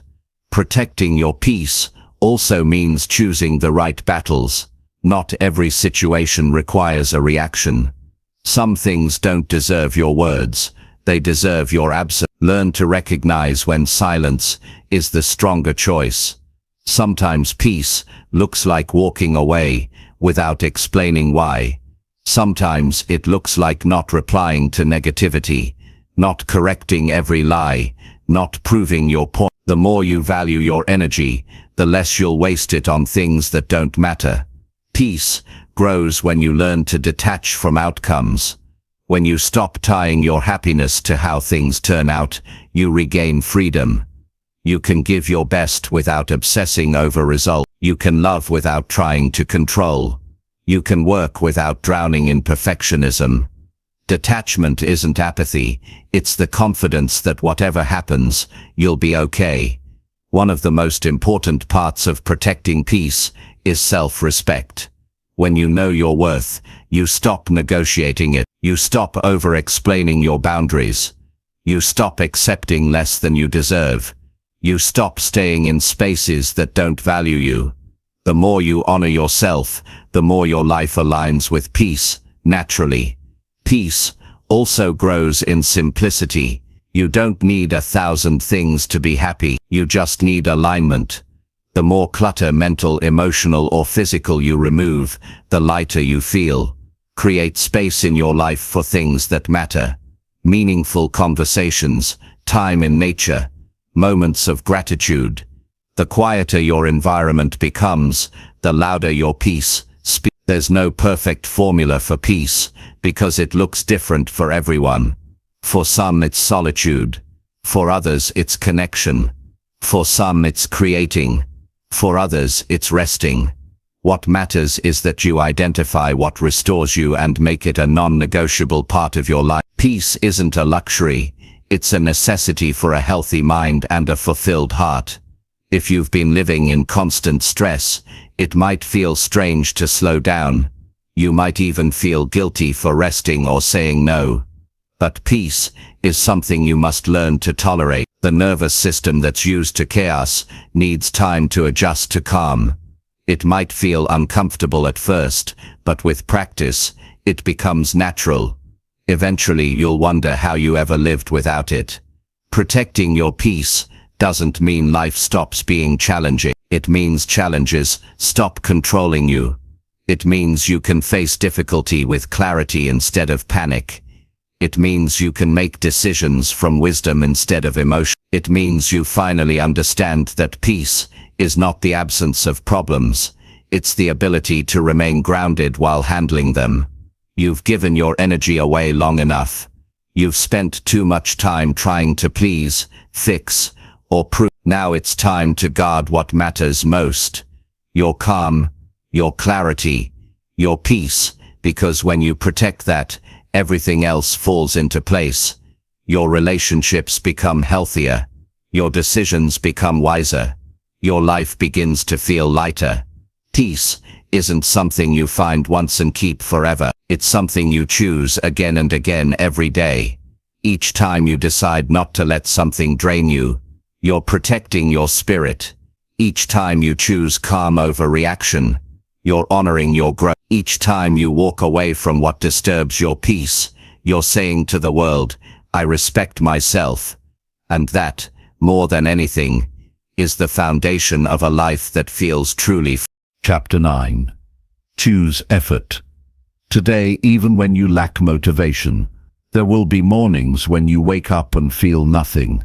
No spark, no excitement, no motivation to move forward. You'll stare at your goals, your responsibilities, your unfinished tasks, and everything inside you will say, not today. And it's in those exact moments that your choices define you more than your emotions ever will. Because motivation is unreliable.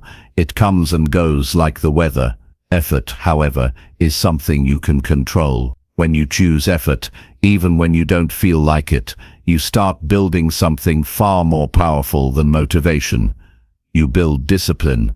Motivation gets you started, but effort keeps you going. People often wait to feel inspired before they take action, but life doesn't work that way. The truth is, action creates motivation, not the other way around. When you start moving, even with low energy, your mind begins to engage, your body starts to cooperate, and slowly that spark you were waiting for begins to grow. Waiting for motivation is like waiting for the rain to stop before you plant your seeds. You could be waiting forever. There's a quiet truth about success that most people ignore. The most consistent, fulfilled, and accomplished individuals are not those who feel driven every day. They are the ones who show up even when they don't. They do the work when they're tired, when they're uncertain, when they'd rather do anything else, because they understand that effort builds momentum. And once momentum takes hold, it becomes the fuel that keeps you moving forward. Think about the moments in your life where you made real progress. It wasn't during times of perfect inspiration. It was during times when you pushed yourself to do something hard, something uncomfortable, something you didn't want to do at first. Those moments became turning points because effort has a way of transforming your state. The simple act of doing creates its own rhythm. You start small, and before you know it, you're in motion. And that motion creates confidence, and that confidence fuels motivation. When you rely on motivation, you become a prisoner to your feelings. When you rely on effort, you become the master of them. Feelings are temporary. They change with weather, sleep, stress, and circumstance. But effort is a choice. It's the voice inside that says, I may not feel like it, but I'll do it anyway. That's what separates progress from procrastination. That's what turns ordinary days into productive ones. There's a false belief that successful people are always inspired. They're not. They just understand the power of showing up. They treat their effort like a habit, not a reaction. They don't wait for the perfect mood to act. They act their way into a better mood.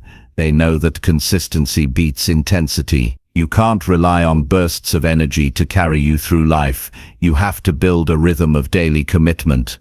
Every day won't feel exciting. Some days will feel repetitive, even dull. But those are the days that test who you are.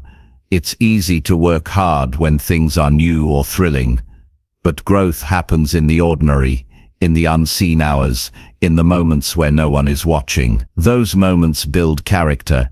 They build discipline. They separate the dreamers from the doers. Effort is not about perfection. It's about progress. You don't have to give 100% every day.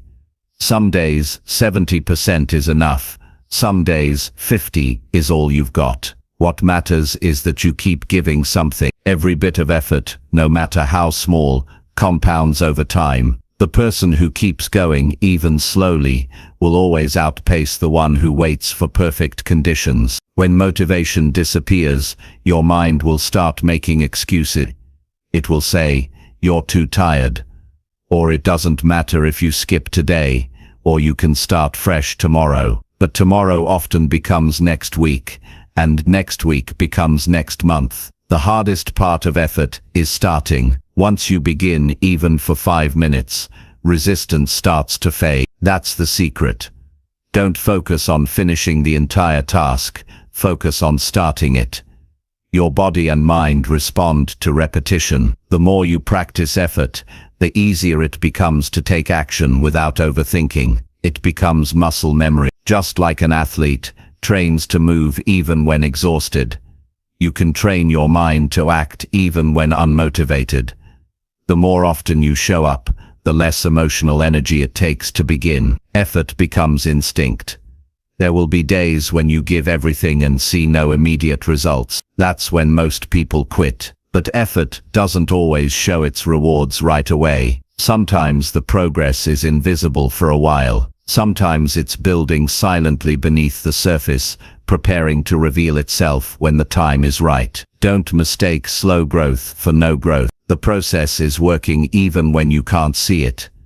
The discipline of effort teaches you to trust yourself. When you follow through on commitments even when you don't want to, you prove to yourself that you are dependable. You stop breaking promises to yourself. You build integrity with your own mind. That's where real confidence comes from.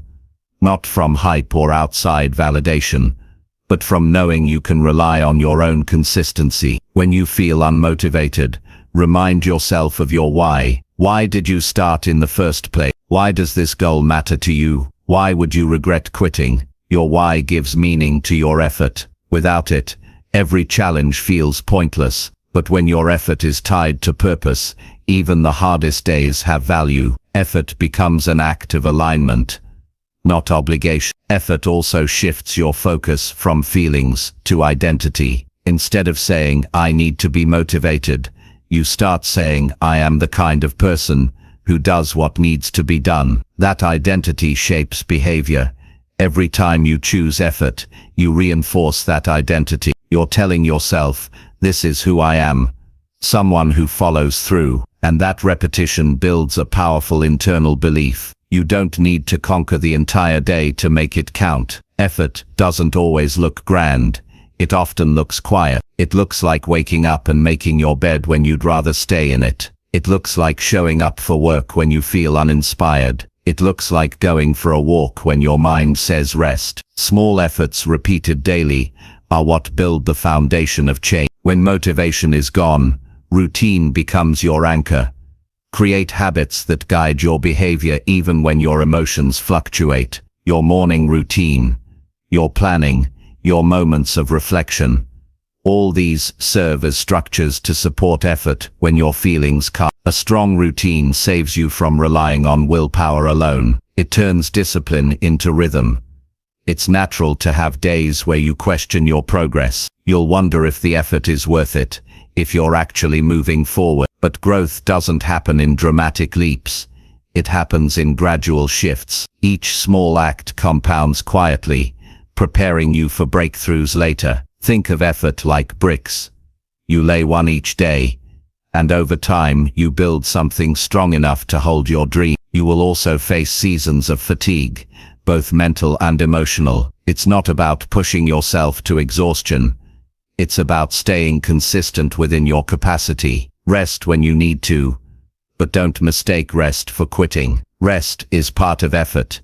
It's what keeps you sustainable. True discipline knows when to pause and when to push. Balance keeps you in the game longer than burnout ever will. Sometimes effort will look like doing the hard internal work, healing, forgiving, learning and reflecting. Those forms of effort don't always produce visible results, but they build inner strength. Doing the emotional work to grow as a person is just as important as the external work of achieving goals. Every bit of effort that improves your mindset contributes to your future peace. There's also a psychological shift that happens when you stop waiting for motivation. You begin to take ownership of your life. You stop saying, "I hope I feel ready," and start saying, "I'm doing it anyway." That mindset turns you from a passive observer into an active participant. You stop reacting to life and start directing it.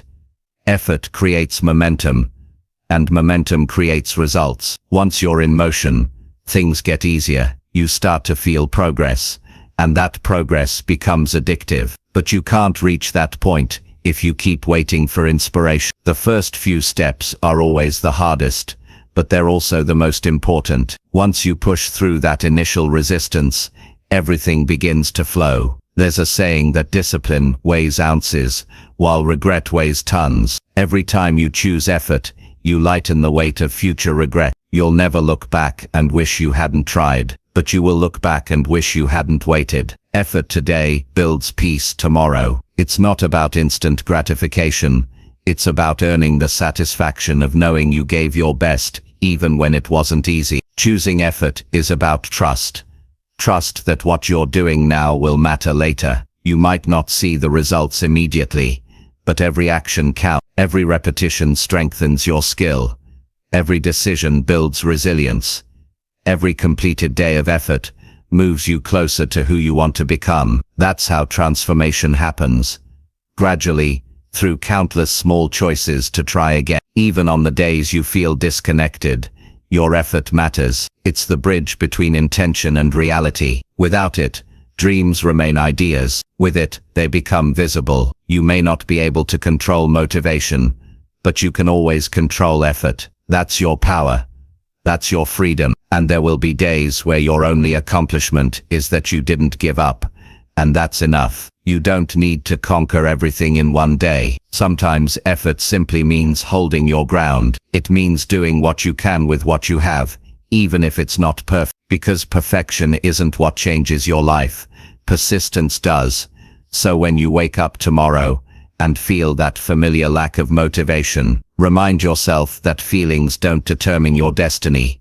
Actions do. You've done hard things before. You've shown up tired, uncertain, and afraid, and still managed to move forward. You can do it again. You don't need to feel ready. You just need to begin.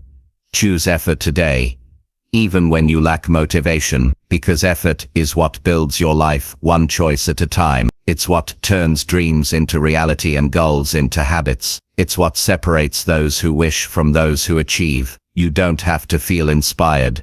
You just have to act. And when you act, you prove something powerful to yourself. You are capable of more than you think, even on the days you feel least like trying. Chapter 10. End the day proud that you kept showing up. At the end of every day, before the noise of the world fades and the weight of everything you carried finally starts to settle, there's a quiet moment when you can look back and ask yourself a simple question. Did I show up today? Not, did I do everything perfectly? Not, did I achieve every goal? Not, did I win every battle? But did I show up? Did I try? Did I give what I could with the energy I had? Because if the answer is yes, then you have every right to end the day proud. Life isn't built on perfect days. It's built on effort. One small, faithful step at a time. You won't always feel strong. Some days, showing up will mean giving your best energy and accomplishing great things. Other days, it will mean simply getting out of bed when your mind feels heavy. Both count. Both matter. Consistency doesn't look the same every day, but what matters most is that you stayed in the game. That's where pride lives, not in perfection, but in perseverance. There's something deeply honorable about people who keep showing up even when life keeps throwing obstacles their way. They don't brag about it. They don't seek applause. They just quietly continue. They show up for their work, their families, their dreams, and themselves. Even when they feel unseen, they keep going. And that is real strength, the kind that doesn't always get recognition, but carries immense power. Every day won't end with victory, but it can end with dignity. Because pride doesn't come from everything going your way. It comes from knowing that you didn't give up when it would have been easier to. It comes from seeing your own endurance and realizing that you are stronger than your excuses. That's the kind of pride that builds self-respect, the kind that gives you peace when you finally rest your head at night. We live in a world obsessed with results. People measure progress by achievements, by numbers, by what's visible. But the truth is, real growth is often invisible. It happens in your persistence. It happens in the quiet choices no one sees. It happens when you show up tired, when you keep a promise to yourself, when you continue pushing through doubt. Every one of those moments matters more than any single grand accomplishment. They build you from the inside out. When you start ending your days with gratitude for your effort instead of criticism for your flaws, everything changes. You begin to see how much progress you're actually making. You stop defining yourself by how far you still have to go and start appreciating how far you've come. You start to notice that every small step forward adds up, and suddenly, even the slow days feel meaningful because you're no longer chasing perfection, you're honoring persistence. There will be nights when you feel like you didn't do enough.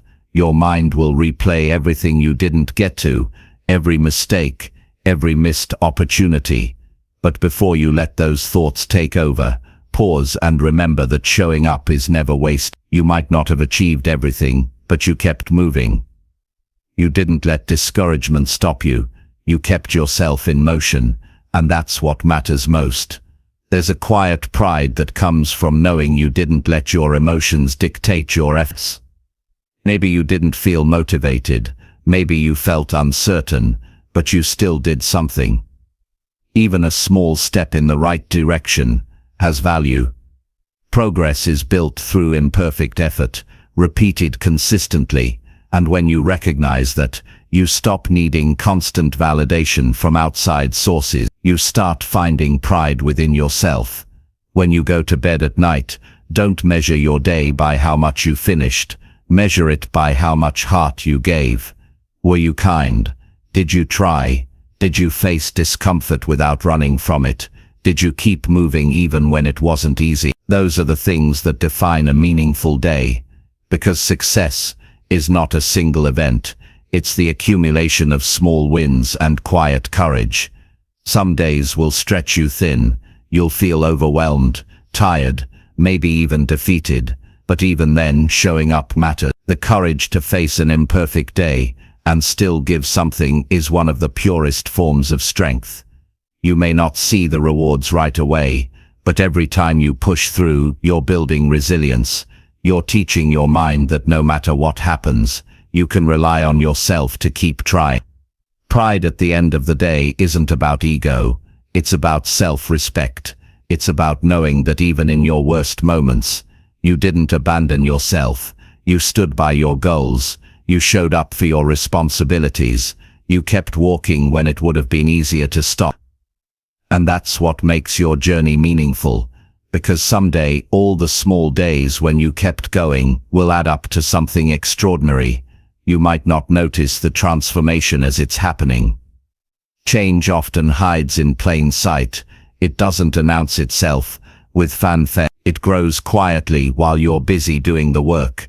But one day you'll look back and realize that the person you've become is the result of every single time you chose effort over excuses, discipline over comfort, persistence over giving up. End your days proud, not because everything went right, but because you did something that mattered.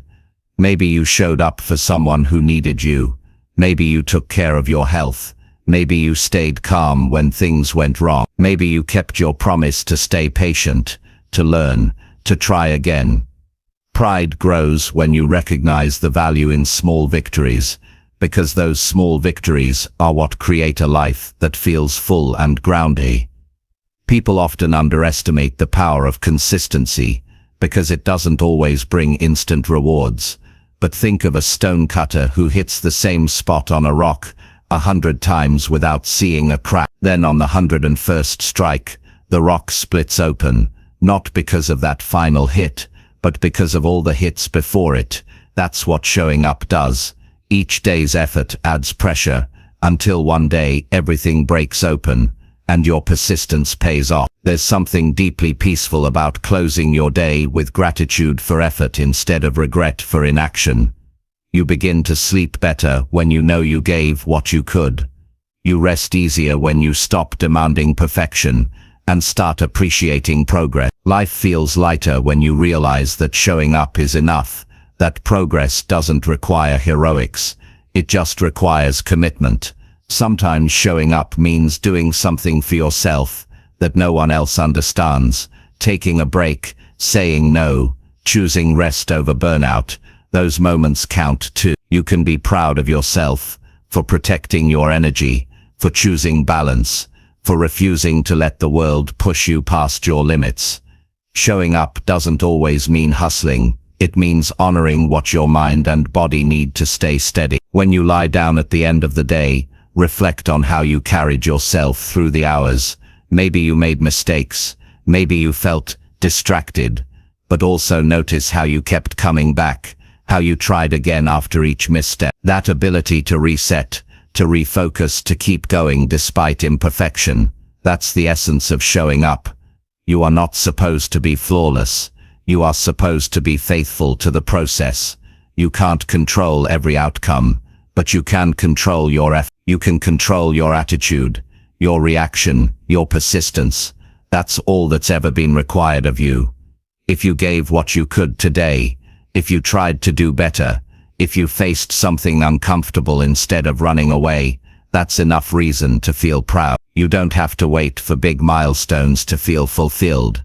You can celebrate the quiet victories that happen each day. Each day you show up, you build evidence of your own strength. You build trust with yourself. You stop being someone who breaks promises to your goal. You become someone who can count on their own consistency. And that's where confidence comes from, not from easy wins, but from the quiet certainty that you'll keep showing up no matter what. When the day ends, reflect on your persistence, not your productivity. Did you show up with integrity? Did you treat others with kindness? Did you push through discomfort, even a little? Those are the things that matter when the world quiets down and you're left alone with your thoughts. That's when you realize that progress is not always loud. It's often silent, steady and sincere. If you can go to bed knowing that you kept trying, that you didn't give up on yourself, that you handled your day with patience and honesty, then you've succeeded. You've done what many people don't. You've stayed consistent. You've honored your effort. You've built a day worth being proud of. Not every day will look impressive. Some days will be messy, slow and uncertain. But pride doesn't come from a perfect record. It comes from perseverance. It comes from knowing that even when it wasn't easy, you stayed the course. Every day you show up, you're writing a story of endurance, of growth, of inner strength. That's what builds a life of meaning. So when you close your eyes tonight, don't think about what you didn't do. Think about everything you overcame just to make it here. Think about the doubts you silenced, the distractions you resisted, the moments you could have quit but didn't. You showed up, and that's everything. You don't need applause or validation to be proud.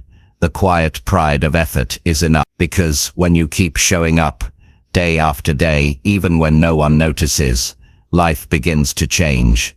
You begin to change, and that's how real transformation happens, not in one grand moment, but in thousands of small ones, where you kept choosing to try. End the day proud, not because it was perfect, but because you stayed true to your effort, because you kept your promise to yourself, because you lived with intention, even when it was hard, because you showed up. And if you can keep doing that one day after another, your life will become the reflection, that steady commitment, a quiet, powerful masterpiece built one day at a time.